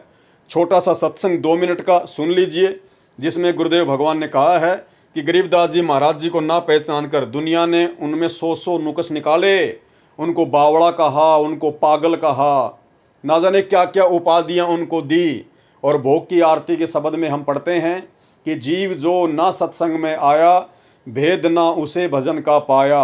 गरीबदास जी को भी बावड़ा बताया, क्या कर ले इस दुनिया शाणी का। उसके बाद आपको यकीन हो जाना चाहिए कि दुनिया तो ऐसी ही है, दुनिया का काम है केवल नुक्स निकालना। लेकिन जिन आत्माओं को ज्ञान समझ में आ गया, जो परमात्मा के विशेष हीरे मोतीलाल हैं, जिन आत्माओं के लिए परमात्मा युगों युगों से भटक रहा है, वो आत्मा अपने परमेश्वर जी को पहचान चुकी हैं, जान चुकी हैं, सतगुरु रामपाल जी के रूप में उनकी पहचान कर चुकी हैं। तो सुनिए आदरणीय गरीबदास जी महाराज जी के विषय में दुनिया वालों के विचार, और उसके बाद में यही स्थिति आज सतगुरु रामपाल जी परमेश्वर जी के प्रति लोगों की बनी हुई है, उनकी आध्यात्मिक ना समझी के चलते। गुरु को अपना शिष्य प्यारा हो है, अगर कोई शिष्य हो तो इसलिए अपने हंस को निकालने की खातिर कितने दुख पाए, कोरडे खाए, बांदी बन गए, और हम नीच आत्मा फिर भी नहीं समझ पाते। फिर जब गुरु के रूप में कोई आता है संत, उसको फिर ऐसे ही व्यक्ति उसमें 100 कसूर और उसमें 100 प्रक्रिया उल्टी मानकर उसकी निंदा करके अपना कर्म और धर्म नष्ट कर जाते हैं। गरीबदास जी महाराज आए तब भी उसमें लोगों ने, हमारे जैसी नीच आत्माएं उस समय भी रही होंगी, पता नहीं उनके बारे में क्या क्या होगा। दुनिया को ठगता है, ऐसे करता है, गुमराह करता है, ये कहां से ज्ञान लिया, एक धोती कुर्ते वाला। आज उसी गरीबदास के आगे नाक रगड़ रगड़ के अपनी मन्नत पूरी की करवाई जा रही है।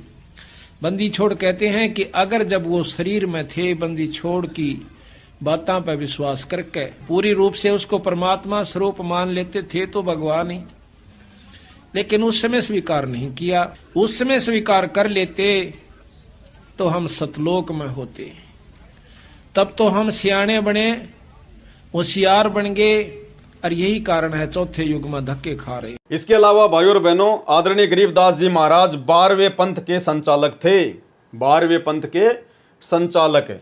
और दूसरी तरफ सतगुरु रामपाल जी परमेश्वर जी उसी 12वें पंथ में आगे चलकर 17 फरवरी 1988 को आए और सन 1994 से उन्होंने यथार्थ 13वां कबीर पंथ शुरू किया। यानी गरीबदास जी ने 12वें पंथ को शुरू किया और उसी 12वें पंथ में अपनी वाणी के अकॉर्डिंग कि 12वें पंथ हम ही चल आवें, सब पंथों को मिटाकर एक ही पंथ चलावें। 650 साल पहले कबीर जी ने धर्मदास जी से कहा था, कबीर सागर में लिखा हुआ है कि 12वें पंथ में हम ही चलावें। यानी गरीबदास जी के द्वारा जो 12वां पंथ चलाया जाएगा, उस 12वें पंथ में आगे चलकर मैं कबीर स्वयं ही आऊंगा और एक नया 13वां कबीर पंथ चलाऊंगा। तो 17 फरवरी 1988 को परम पूज्य परमेश्वर सतगुरु रामपाल जी एक आम भगत की भूमिका करते हुए और एक अच्छी आत्मा आदरणीय राम देवानंद जी को अपना मुंह बोला गुरु बनाते हुए इन्होंने 12वें पंथ में प्रवेश किया 17 फरवरी 1988 को। और सन 1994 से नाम दीक्षा देना शुरू करके इन्होंने यथार्थ 13वें कबीर पंथ को शुरू किया। तो भाई और बहनों, ये कुछ पॉइंट हैं जिन पॉइंटों को आधार बनाकर हम भगत आसानी से समझ सकते हैं कि वर्तमान में भक्ति मार्ग में सतगुरु रामपाल जी परमेश्वर जी की क्या भूमिका है। और जब तक हमें अपने गुरु जी पर संदेह होगा, जब तक हमें अपने गुरु पर शंका होगी कि क्या पता मेरे गुरु जी खुद परमात्मा है या नहीं है, क्या पता मेरे गुरु जी कबीर जी के द्वारा भेजे गए को संत हों, कबीर जी के दास हों, कबीर जी के प्रतिनिधि हों, अगर इस प्रकार की ऊंच नीच वाली भावना भगत के अंदर रहेगी, वो भगत कभी भी भक्ति मार्ग पर सफल नहीं हो पाएगा। क्योंकि भक्ति का मूल होता है सतगुरु। सतगुरु के बिना भक्ति नहीं चलती, सतगुरु के बिना भगत को काल आगे जाने का रास्ता नहीं देता। और सतगुरु की भूमिका केवल वही निभा सकता है जो काल से ऊपर होता है, जो अकाल होता है। और काल से ऊपर जो अकाल है वो स्वयं कबीर परमात्मा है, जो स्वयं ही सतगुरु का रूप धारण करके धरती पर प्रकट होता है। साहिब से सतगुरु भय, सतगुरु से भय संत, धर धर वेख विशाल अंग, वो खेल आदि और अंत। और परमात्मा कबीर जी स्वयं कहते हैं कि गुरु और गोविंद दो नहीं भाई, जो दो समझेगा वो दो जग में जाई, वो भगत भक्ति करते करते भी नरक में जाएगा। इसलिए भक्ति मार्ग में यदि हमने सफल होना है तो सतगुरु जो स्वयं ही कबीर परमात्मा होते हैं, हमने उनको कबीर परमात्मा के रूप में हृदय से स्वीकार करना पड़ेगा, अन्यथा हमारी भक्ति शुरू भी नहीं होगी, 2 कदम भी आगे नहीं चल सकती है। तो ये कुछ समानताएं थी आदरणीय गरीबदास जी महाराज जी के लीलामय जीवन में और सतगुरु रामपाल जी परमेश्वर जी के लीलामय जीवन में। इन समानताओं को देखकर आप जी को भली भांति यकीन हो जाना चाहिए कि हमारे गुरुदेव कोई सामान्य संत, सामान्य व्यक्ति या कबीर परमात्मा के कोई प्रतिनिधि नहीं है। ये स्वयं ही कबीर परमात्मा है, जो हम जीवों की चरम दृष्टि को धोखा देते हुए और काल के साथ आंख में चोली करते हुए इस कलयुग की बिचली पीढ़ी में 8 सितंबर 1951 को गांव धनाना, जिला सोनीपत, हरियाणा में स्वयं प्रकट हैं और परमेश्वर अपने मूल ज्ञान को जन जन तक पहुंचा रहे हैं, अपनी अच्छी आत्माओं को अपनी शरण में ले रहे हैं। तो अब हम भक्तों ने भी किसी प्रकार की भक्ति मार्ग पर कोई कमी नहीं छोड़नी चाहिए, जब हमें सतगुरु की पूर्णतया पहचान हो जाए।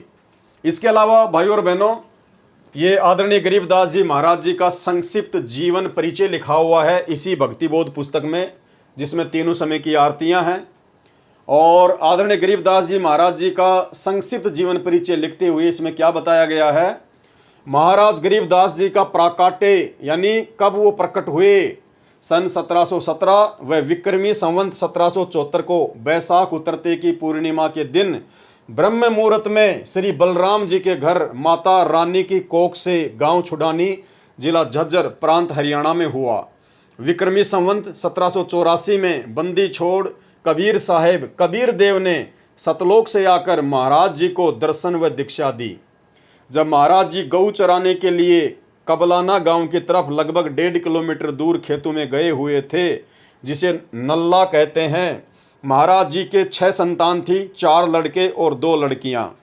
आप जी ने विक्रमी संवत 1835 सन 1778 भादवा मास की शुक्ल पक्ष की द्वितीया दूज को सतलोक गमन किया। गांव छुड़ानी में आप जी के शरीर का अंतिम संस्कार कर दिया गया। उस पर एक यादगार छतरी साहेब बनी हुई है। इसके बाद उसी शरीर में, उसी गरीबदास जी महाराज वाले शरीर में प्रकट होकर वही आयु 61 वर्ष की सहारनपुर उत्तर प्रदेश में 35 वर्ष तक रहे। वहां भी आपके नाम से यादगार छतरी साहेब बनाई हुई है। चिलकाना रोड से कलसिया सड़क निकलती है, उस पर आधा किलोमीटर चलकर बाईं तरफ यादगार बनी हुई है। पास में ही श्री लालदास जी महाराज का प्रसिद्ध बाड़ा है, जो संसार में प्रत्यक्ष प्रमाण है कि परमात्मा बिना मां के भी शरीर में आ सकते हैं। जिस प्रकार गरीबदास जी महाराज जी सहारनपुर में प्रकट हुए बिना मां के शरीर के, तो इसी प्रकार परमात्मा कुछ भी कर सकता है। साहिब से सब होत है, बंदे से कुछ नाई, वो राई से पर्वत कर दे, फिर पर्वत से राई। इसलिए अपने गुरुदेव भगवान, अपने कबीर परमात्मा की किसी भी लीला पर भगत को कोई संदेह नहीं होना चाहिए, और भगत ने अपने गुरु के अलावा किसी और को परमात्मा के रूप में स्वीकार नहीं करना चाहिए। अब ये तो आपने पढ़ा आदरणीय गरीबदास जी महाराज जी का संक्षिप्त जीवन परिचय, और अब आप जी को सतगुरु रामपाल जी परमेश्वर जी का संक्षिप्त जीवन परिचय पढ़ाएंगे, क्योंकि ये भक्ति बोध पुस्तक में नहीं लिखा हुआ था। ये केवल साध संगति से जुड़े हुए सत्सेवक भाई बहनों ने जो नई भक्ति बोध पुस्तकें छपवाई हैं उनमें लिखा है। क्यों लिखा है? क्योंकि अब हमें सतगुरु रूप में आए हुए सतगुरु रामपाल जी परमेश्वर जी की पहचान हो चुकी है, और पहचान होने के बाद भगत केवल अपने गुरु की ही विशेष महिमा करेगा। तो अपने गुरुदेव भगवान की विशेष महिमा के अंतर्गत साध संगति से जुड़े हुए सत्सेवक भाई बहनों ने कुछ वाणियाँ लिखकर अपने गुरुदेव के चरणों में समर्पित करके और इस भक्ति बोध पुस्तक में लिखी हैं। पूर्ण परमेश्वर सतगुरु रामपाल जी भगवान का संक्षिप्त जीवन परिचय। 7 समुद्र की मसी करूं, लेखनी करूं बनराय, धरती का कागज करूं, गुरु गुण लिखा न जाए। यानी सतगुरु रामपाल जी परमेश्वर जी के गुणों को लिखा नहीं जा सकता, बखान नहीं किया जा सकता। जिस प्रकार से कलयुग की बिचली पीढ़ी में आकर उन्होंने हमें संभाला, अपनी शरण में लिया, नाम दीक्षा दी, काल की तपतशिला के कष्ट से बचाया, 84 लाख योनियों के महाकष्टों से बचाया। हे अखिल ब्रह्मांडों के रचयिता, आप जी का संक्षिप्त जीवन परिचय लिखने व बताने में 21 ब्रह्मांड में कोई भी प्राणी सक्षम नहीं है। आप वह समर्थ पिता हैं जिनके आधे बाल के बराबर भी यह सारी सृष्टि नहीं है।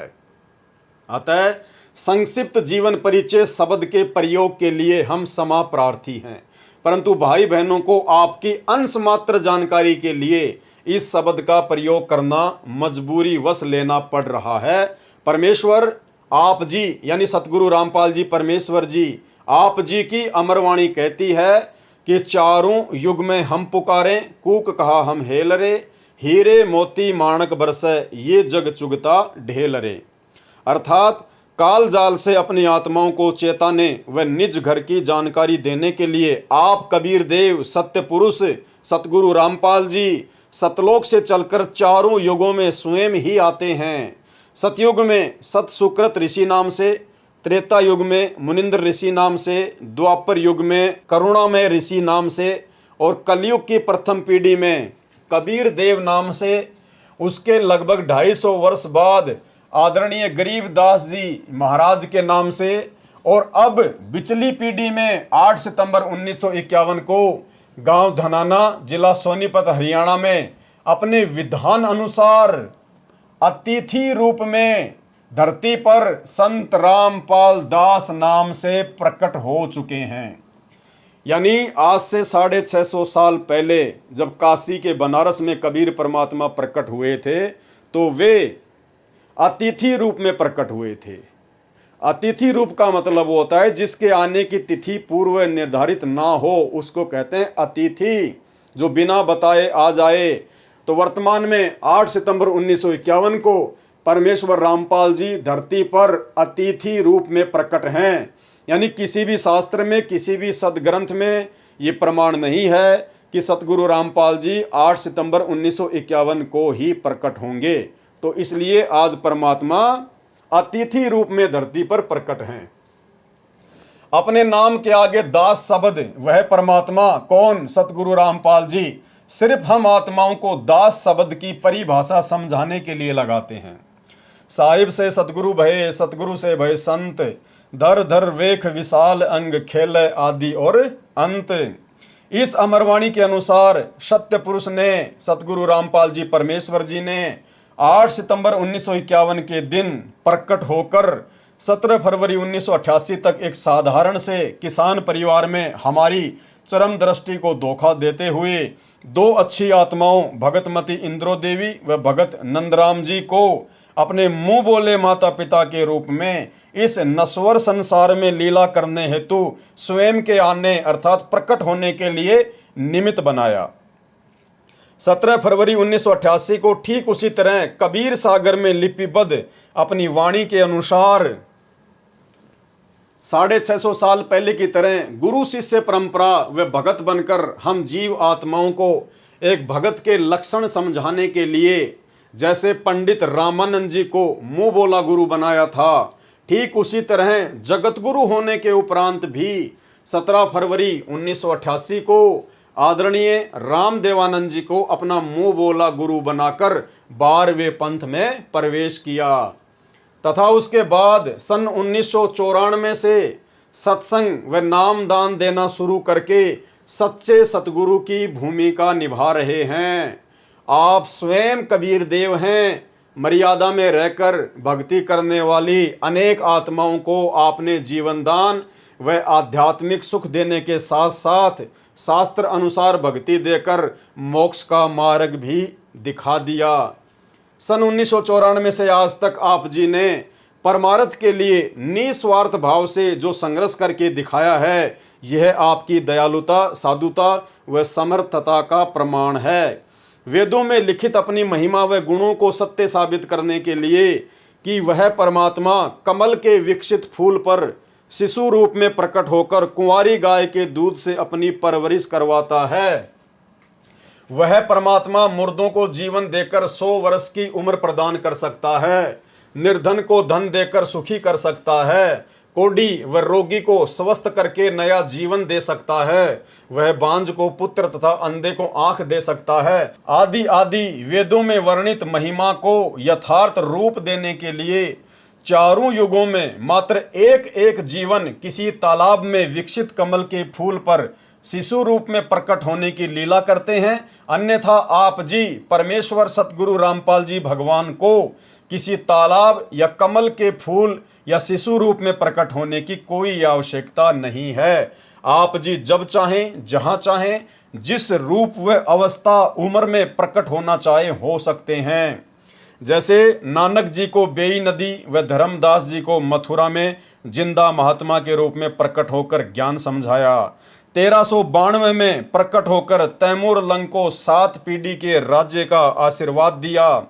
लगभग 300 वर्ष पहले आदरणीय गरीबदास जी महाराज जी के रूप में प्रकट होकर सदग्रंथ साहिब की रचना की तथा छुडानी गांव में गंगा जी को प्रकट करने तक की अद्भुत लीला की।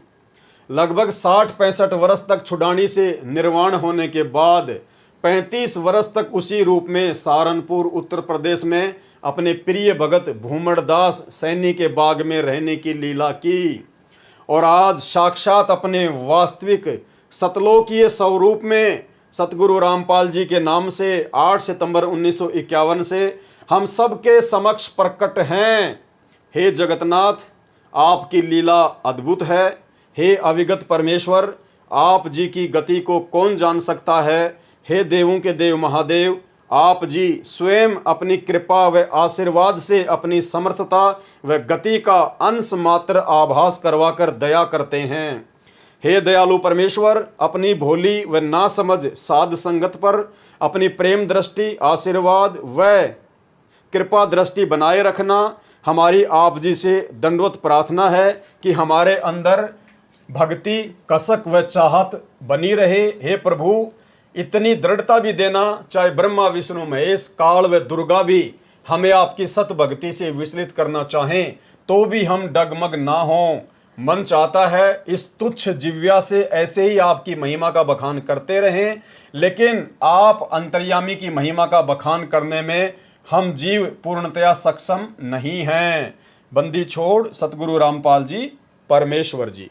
तो भाइयों और बहनों, कोई शंका हमारे अंदर नहीं रहनी चाहिए कि वर्तमान में सतगुरु रामपाल जी के रूप में साक्षात कबीर परमात्मा नहीं होंगे।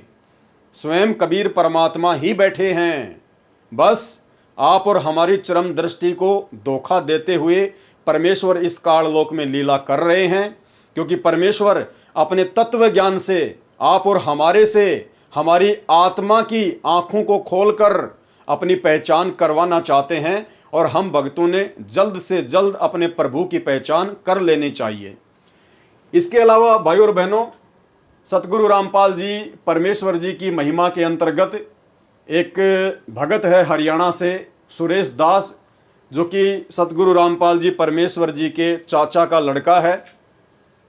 और उनका ये इंटरव्यू है जो ज्ञानगंगा पुस्तक के पेज नंबर 301 पर छपा हुआ है। इस इंटरव्यू को पढ़ने के बाद भी आपकी आंखें खुलेंगी कि सतगुरु रामपाल जी परमेश्वर आप और हमारी तरह कोई हार्ड मास के शरीर वाले सामान्य व्यक्ति या सामान्य संत महात्मा नहीं हैं। ये सौद स्वरूपी राम है। ये जब चाहें जहां चाहें अपने भगत के लिए प्रकट हो सकते हैं, और वही अद्भुत लीला परमेश्वर ने श्री सुरेश जी के बच्चे के साथ में की। तो चलिए हम परमेश्वर की महिमा पढ़ते हैं, इससे भी हमारी को दृढ़ता मिलेगी। ये ज्ञानगंगा पुस्तक का पेज नंबर 301 है। 11,000 वोल्टेज के तार से छुड़वाना, यानी 11,000 वोल्टेज की जो लाइन होती है बिजली की, यदि व्यक्ति उससे टच हो जाए तो व्यक्ति का जीना मुश्किल होता है, जीना मुश्किल। और यदि किसी प्रकार से वो जी भी गया तो पूरा जीवन खाट पर व्यतीत करता है, खाट पर। 11,000 वोल्टेज की लाइन तो 1 फुट से आदमी को खींच लेती है। मैं भगत सुरेश दास, पुत्र श्री चांदराम, निवासी गांव धनाना, जिला सोनीपत, जो कि फिलहाल शास्त्री नगर रोहतक हरियाणा का निवासी हूं।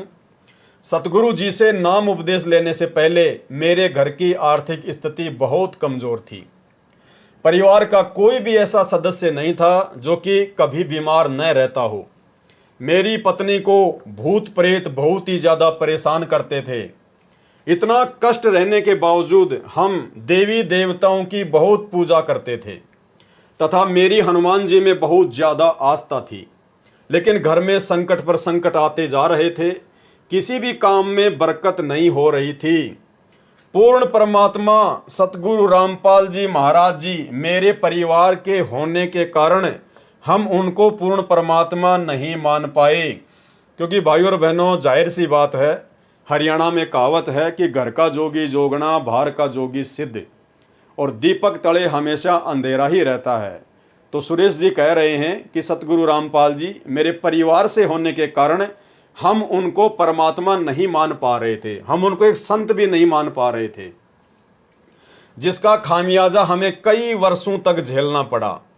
तभी गांव सिंहपुरा निवासी भगत विकास ने मुझे बताया कि आपके घर में पूर्ण परमात्मा जगत गुरु रामपाल जी महाराज आए हुए हैं और आप कहाँ सोए पड़े हो।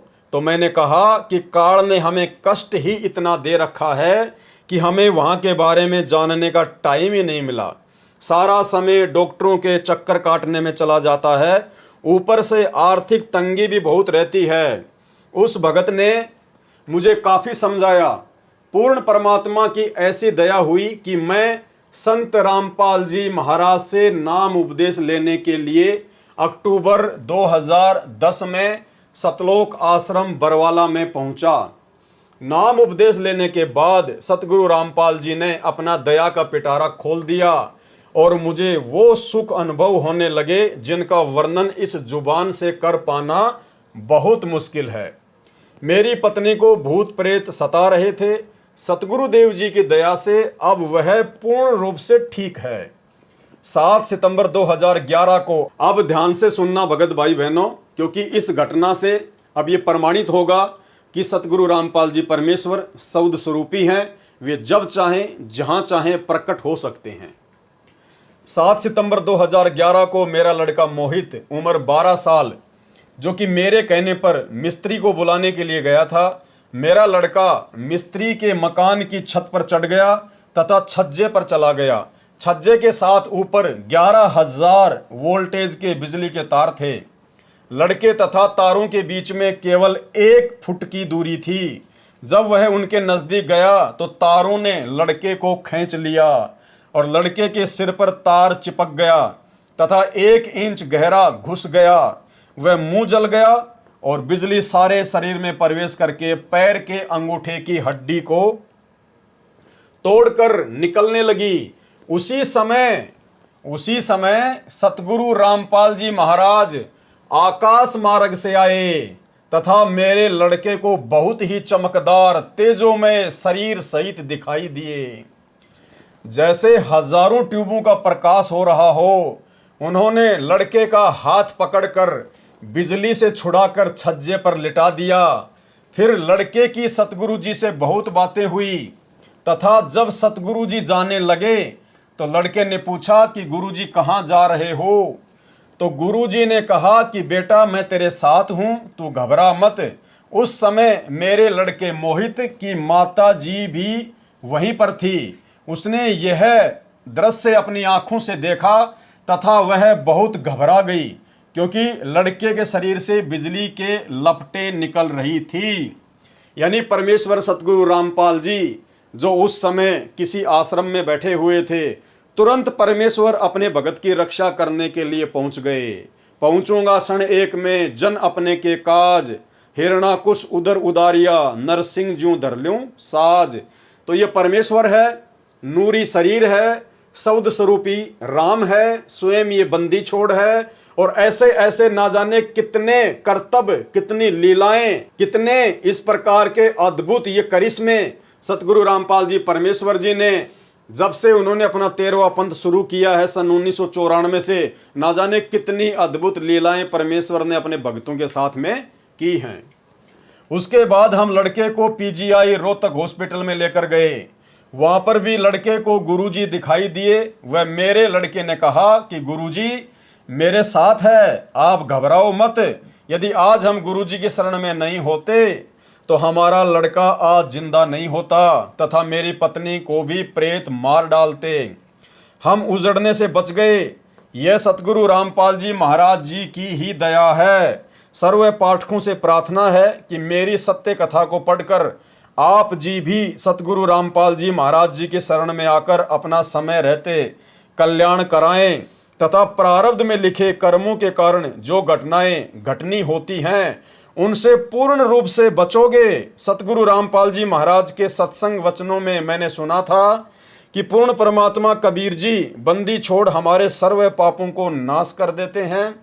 ऐसा ही प्रमाण ऋग्वेद मंडल 10 सूक्त 161 मंत्र 2 में तथा मंडल 9 सूक्त 80 मंत्र 2 में भी लिखा है कि यदि किसी रोगी की प्राण शक्ति क्षीण हो चुकी है, जिस प्रकार भगत सुरेश दास के बच्चे मोहित की जो प्राण शक्ति थी वो खत्म हो चुकी थी, उसके बाद मोहित का जीवन शेष नहीं था तथा उसकी आयु भी शेष न रही हो, तो उसके प्राणों की रक्षा करूं तथा उसे 100 वर्ष आयु प्रदान करके अर्थात उसकी आयु बढ़ाकर साधक को सर्व सुख प्रदान करता हूं। सजनों, सतगुरु रामपाल जी महाराज ने अपने अमृत वचनों में यह भी बताया है कि प्रत्येक प्राणी अपने किए कर्मों के अनुसार ही सुख व दुख प्राप्त करता है।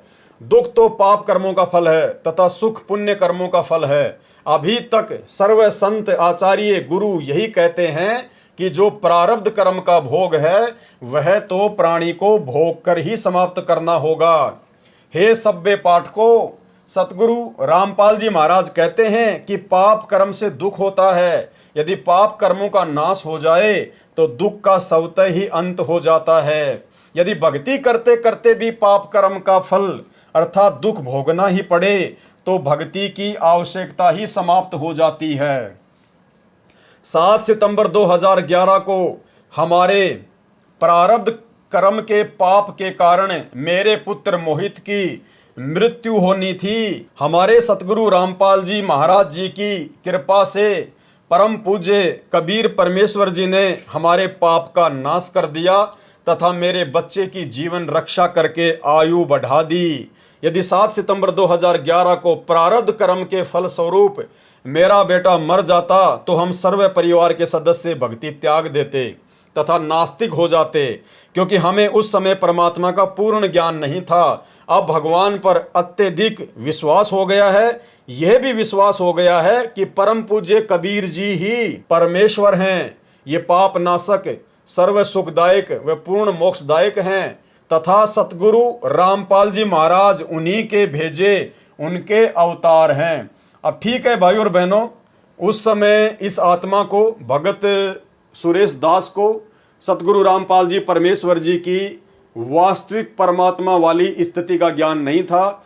इसलिए ये कह रहे हैं कि कबीर परमात्मा ने सतगुरु रामपाल जी को भेजा है, अर्थात इन्होंने संत रामपाल जी को कबीर जी का भेजा हुआ अवतार यहाँ पर जो है वो बताया है।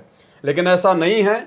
आप जी को धीरे धीरे सब कुछ समझ में आ रहा होगा और आगे भी आ जाएगा कि परमेश्वर के अवतार की भूमिका कोई नहीं कर सकता। अवतार केवल काल भेजता है। 21 ब्रह्मांड का स्वामी ज्योति निरंजन अपने अंश अवतार उत्पन्न करता है। कबीर परमेश्वर को अंश अवतार उत्पन्न करने की आवश्यकता नहीं होती, क्योंकि वे समर्थ हैं और स्वयं ही धरती पर आकर अपनी आत्माओं को अपने मुख कमल से सच्चिदानंद घन ब्रह्म की वाणी के द्वारा यानी अपने मुख कमल से परमेश्वर वाणियां उच्चारित करके अपने तत्व ज्ञान का प्रचार प्रसार करते हैं। अतः आप जी से पुनः प्रार्थना है कि अविलंब सतलोक आश्रम बरवाला में पहुंचें तथा उपदेश लेकर कल्याण कराएं। आप जी से प्रार्थना करने का मेरा उद्देश्य यह है कि मेरे जैसे दुखिया बहुत हैं, मेरी उपरोक्त आत्म कथा को पढ़कर विचार करके वे भी मेरे की तरह संकटों का निवारण करा सकेंगे तथा ही हो सकेंगे। ये संसार समझदा नाही, कहंदा शाम दोपहरे नू, गरीब दास ये वक्त जात है, रोवोगे इस पहरे नू। अब भाई और बहनों, इस वीडियो में अभी तक आपके सामने जितनी भी बातें रखी गई हैं, जितने भी आपको उदाहरण दिए गए हैं, ये सभी उदाहरण देने का केवल मकसद यही है कि हम अपने पूज्य गुरुदेव को परमात्मा के रूप में स्वीकार कर लें। और जब तक हम अपने गुरु को ही कबीर साहिब के रूप में स्वीकार नहीं करेंगे, और गुरु को कबीर साहिब के रूप में स्वीकार करने का मतलब है कि जब आप अपने गुरु की पहचान कर लेते हो तो उसके बाद आपने ये दाढ़ी मूंछ वाली जो कबीर जी की काल्पनिक फोटो है, आपने इस फोटो को पूजना बंद करना होगा। आपने जून के महीने में इस फोटो का कबीर प्रकट दिवस मनाना छोड़ना होगा। आपने अपने घर पर दीवारों पर या दरबार साहिब में जहाँ पर आप दीपक जलाते हैं, आपने इस फोटो को रखना बंद करना होगा। आपने इस फोटो को या तो जल प्रवाह कर देना है या घी लगाकर अग्नि में सवा कर देना है, क्योंकि परमात्मा कहते हैं एक कै सादें सब सदें, सब सादे सब जाए, और माली सींचे मूल कूं फले फूले अघाए। माली यानी जो ज्ञानी भगत होगा, जो संत सुजान होगा, वो केवल मूल की पूजा करेगा, और भक्ति का मूल है सतगुरु रामपाल जी परमेश्वर जी। तो आप सभी भाई बहनों को ये बात अपने दिल में दृढ़ता के साथ में बैठा लेनी चाहिए कि वर्तमान में इस ज्योति निरंजन के 21 ब्रह्मांड में सतगुरु रामपाल जी के अलावा दूसरा कोई कबीर भगवान, दूसरा कोई कबीर परमात्मा कहीं भी नहीं है। और यदि कहीं होगा तो वो भी सतगुरु रामपाल जी परमेश्वर जी का ही रूप होगा, क्योंकि ये परमात्मा अनंत कलाओं के स्वामी हैं। ये चाहे जितने रूप बना सकते हैं। जब काल अपने 1000 रूप बना सकता है एक ही समय में, अक्सर पुरुष एक ही समय में 10,000 रूप बना सकता है, तो सतगुरु रामपाल जी परमेश्वर जी तो अनंत कोटि कलाओं के स्वामी हैं। ये तो प्रत्येक आत्मा के साथ में अपने अरबों खरबों रूप बनाकर एक ही समय में खड़े हो सकते हैं। और ये सारी बातें इतनी दृढ़ता के साथ में आप सभी भाई बहनों को बताने का केवल यही मकसद है, क्योंकि अब हम जब आगे भक्ति बोध के खुलासे पर जाएंगे, जो सतगुरु रामपाल जी परमेश्वर जी ने अपने कर कमलों से यथार्थ भक्ति बोध नामक पुस्तक में हमें लिख कर दिया हुआ है, जिसके ऊपर अब हम वीडियो बनाने जा रहे हैं, वो भक्ति बोध और भक्ति बोध का सरलार्थ भाई और बहनों यदि हमने समझना है तो आपने अपने गुरु को परमात्मा मानना पड़ेगा, सतगुरु रामपाल जी को बंदी छोड़ मानना पड़ेगा। और यदि आप चाहते हैं कि भक्ति बोध के खुलासे के अंतर्गत वो सूक्ष्म ज्ञान मेरे दिमाग में समाए, मेरे अंतःकरण में समाए, जिससे कि मैं सतगुरु रामपाल जी भगवान का मैं प्रिय भगत बन सकूं, उनके हृदय में उनके चरणों में मेरे लिए कोई जगह बन पाए, तो उसके लिए भाई और बहनों आपने अपने गुरु को ही परमात्मा मानते हुए, क्योंकि गुरु ही परमात्मा है।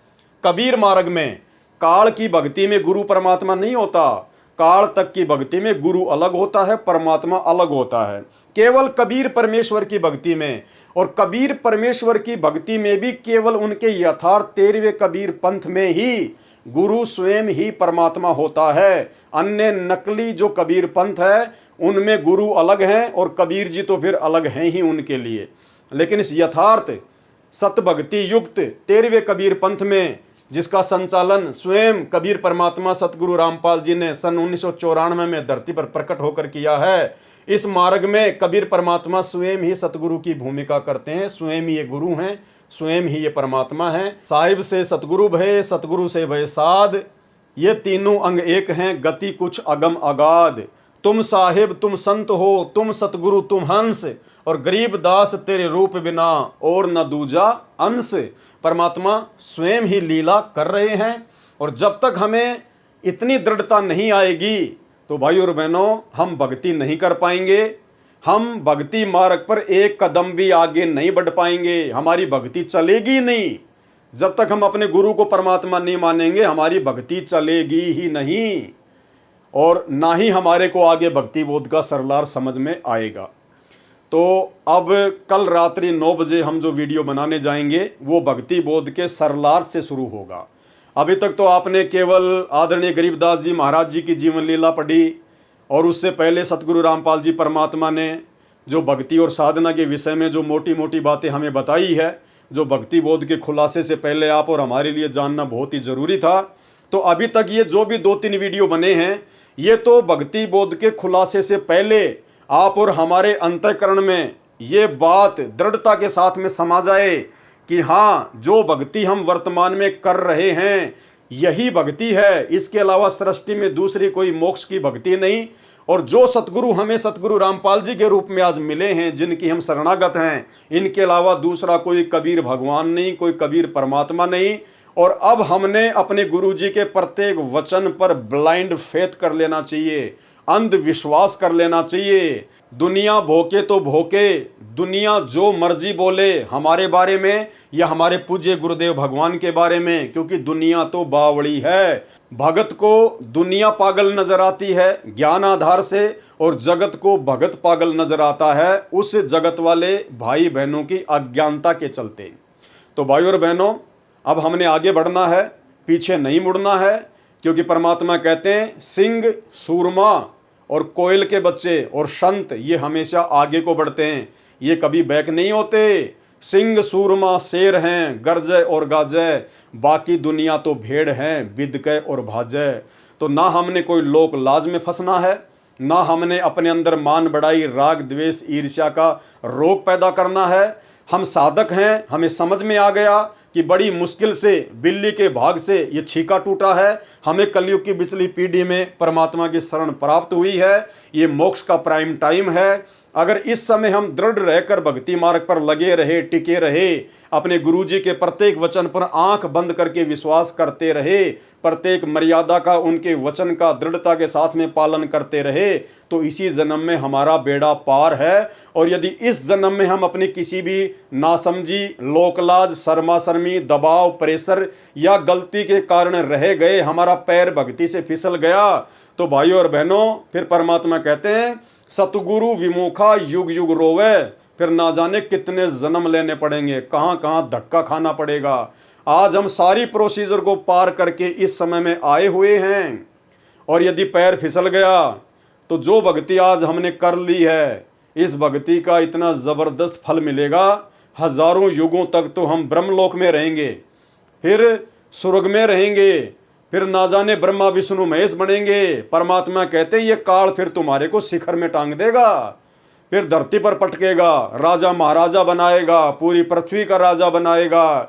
कभी हम मानधाता राजा बनेंगे, कभी श्री रामचंद्र बनेंगे, कभी हम लोग विश्वामित्र बनेंगे, कभी हम दुर्वासा बनेंगे, और फिर 84 लाख योनियों में धक्के खाते खाते फिर इस कलयुग की बिचली पीढ़ी में ना जाने किस युग युगांतर के बाद हम इसी घसियारे वाली, निर्धन व्यक्ति वाली, हैंड टू माउथ व्यक्ति वाली स्थिति में आएंगे, और ना जाने फिर उस कलयुग की बिचली पीढ़ी में वो परमात्मा हमें संभाले ना संभाले, मनुष्य जन्म दे ना दे, क्योंकि ये आप और हमारे हाथ की बात नहीं है कि हम इस परमात्मा को जब चाहे हम इसको पकड़ लेंगे।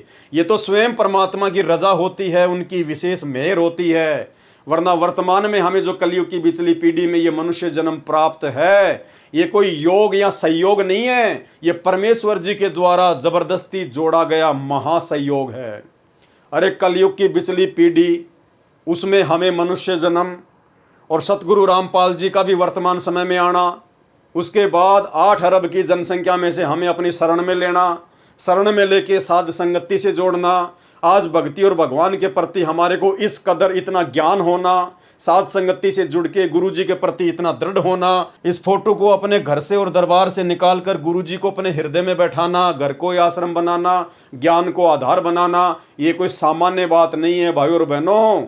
अब यदि पैर फिसल गया तो भैया फिर ना जाने कब संभालेगा परमात्मा। कल्प युग बीत जाएंगे, कल्प युग, कष्टों पे कष्ट, फिर उम्मीद ना करना कि ये परमात्मा फिर से ऐसा मौका दे देगा।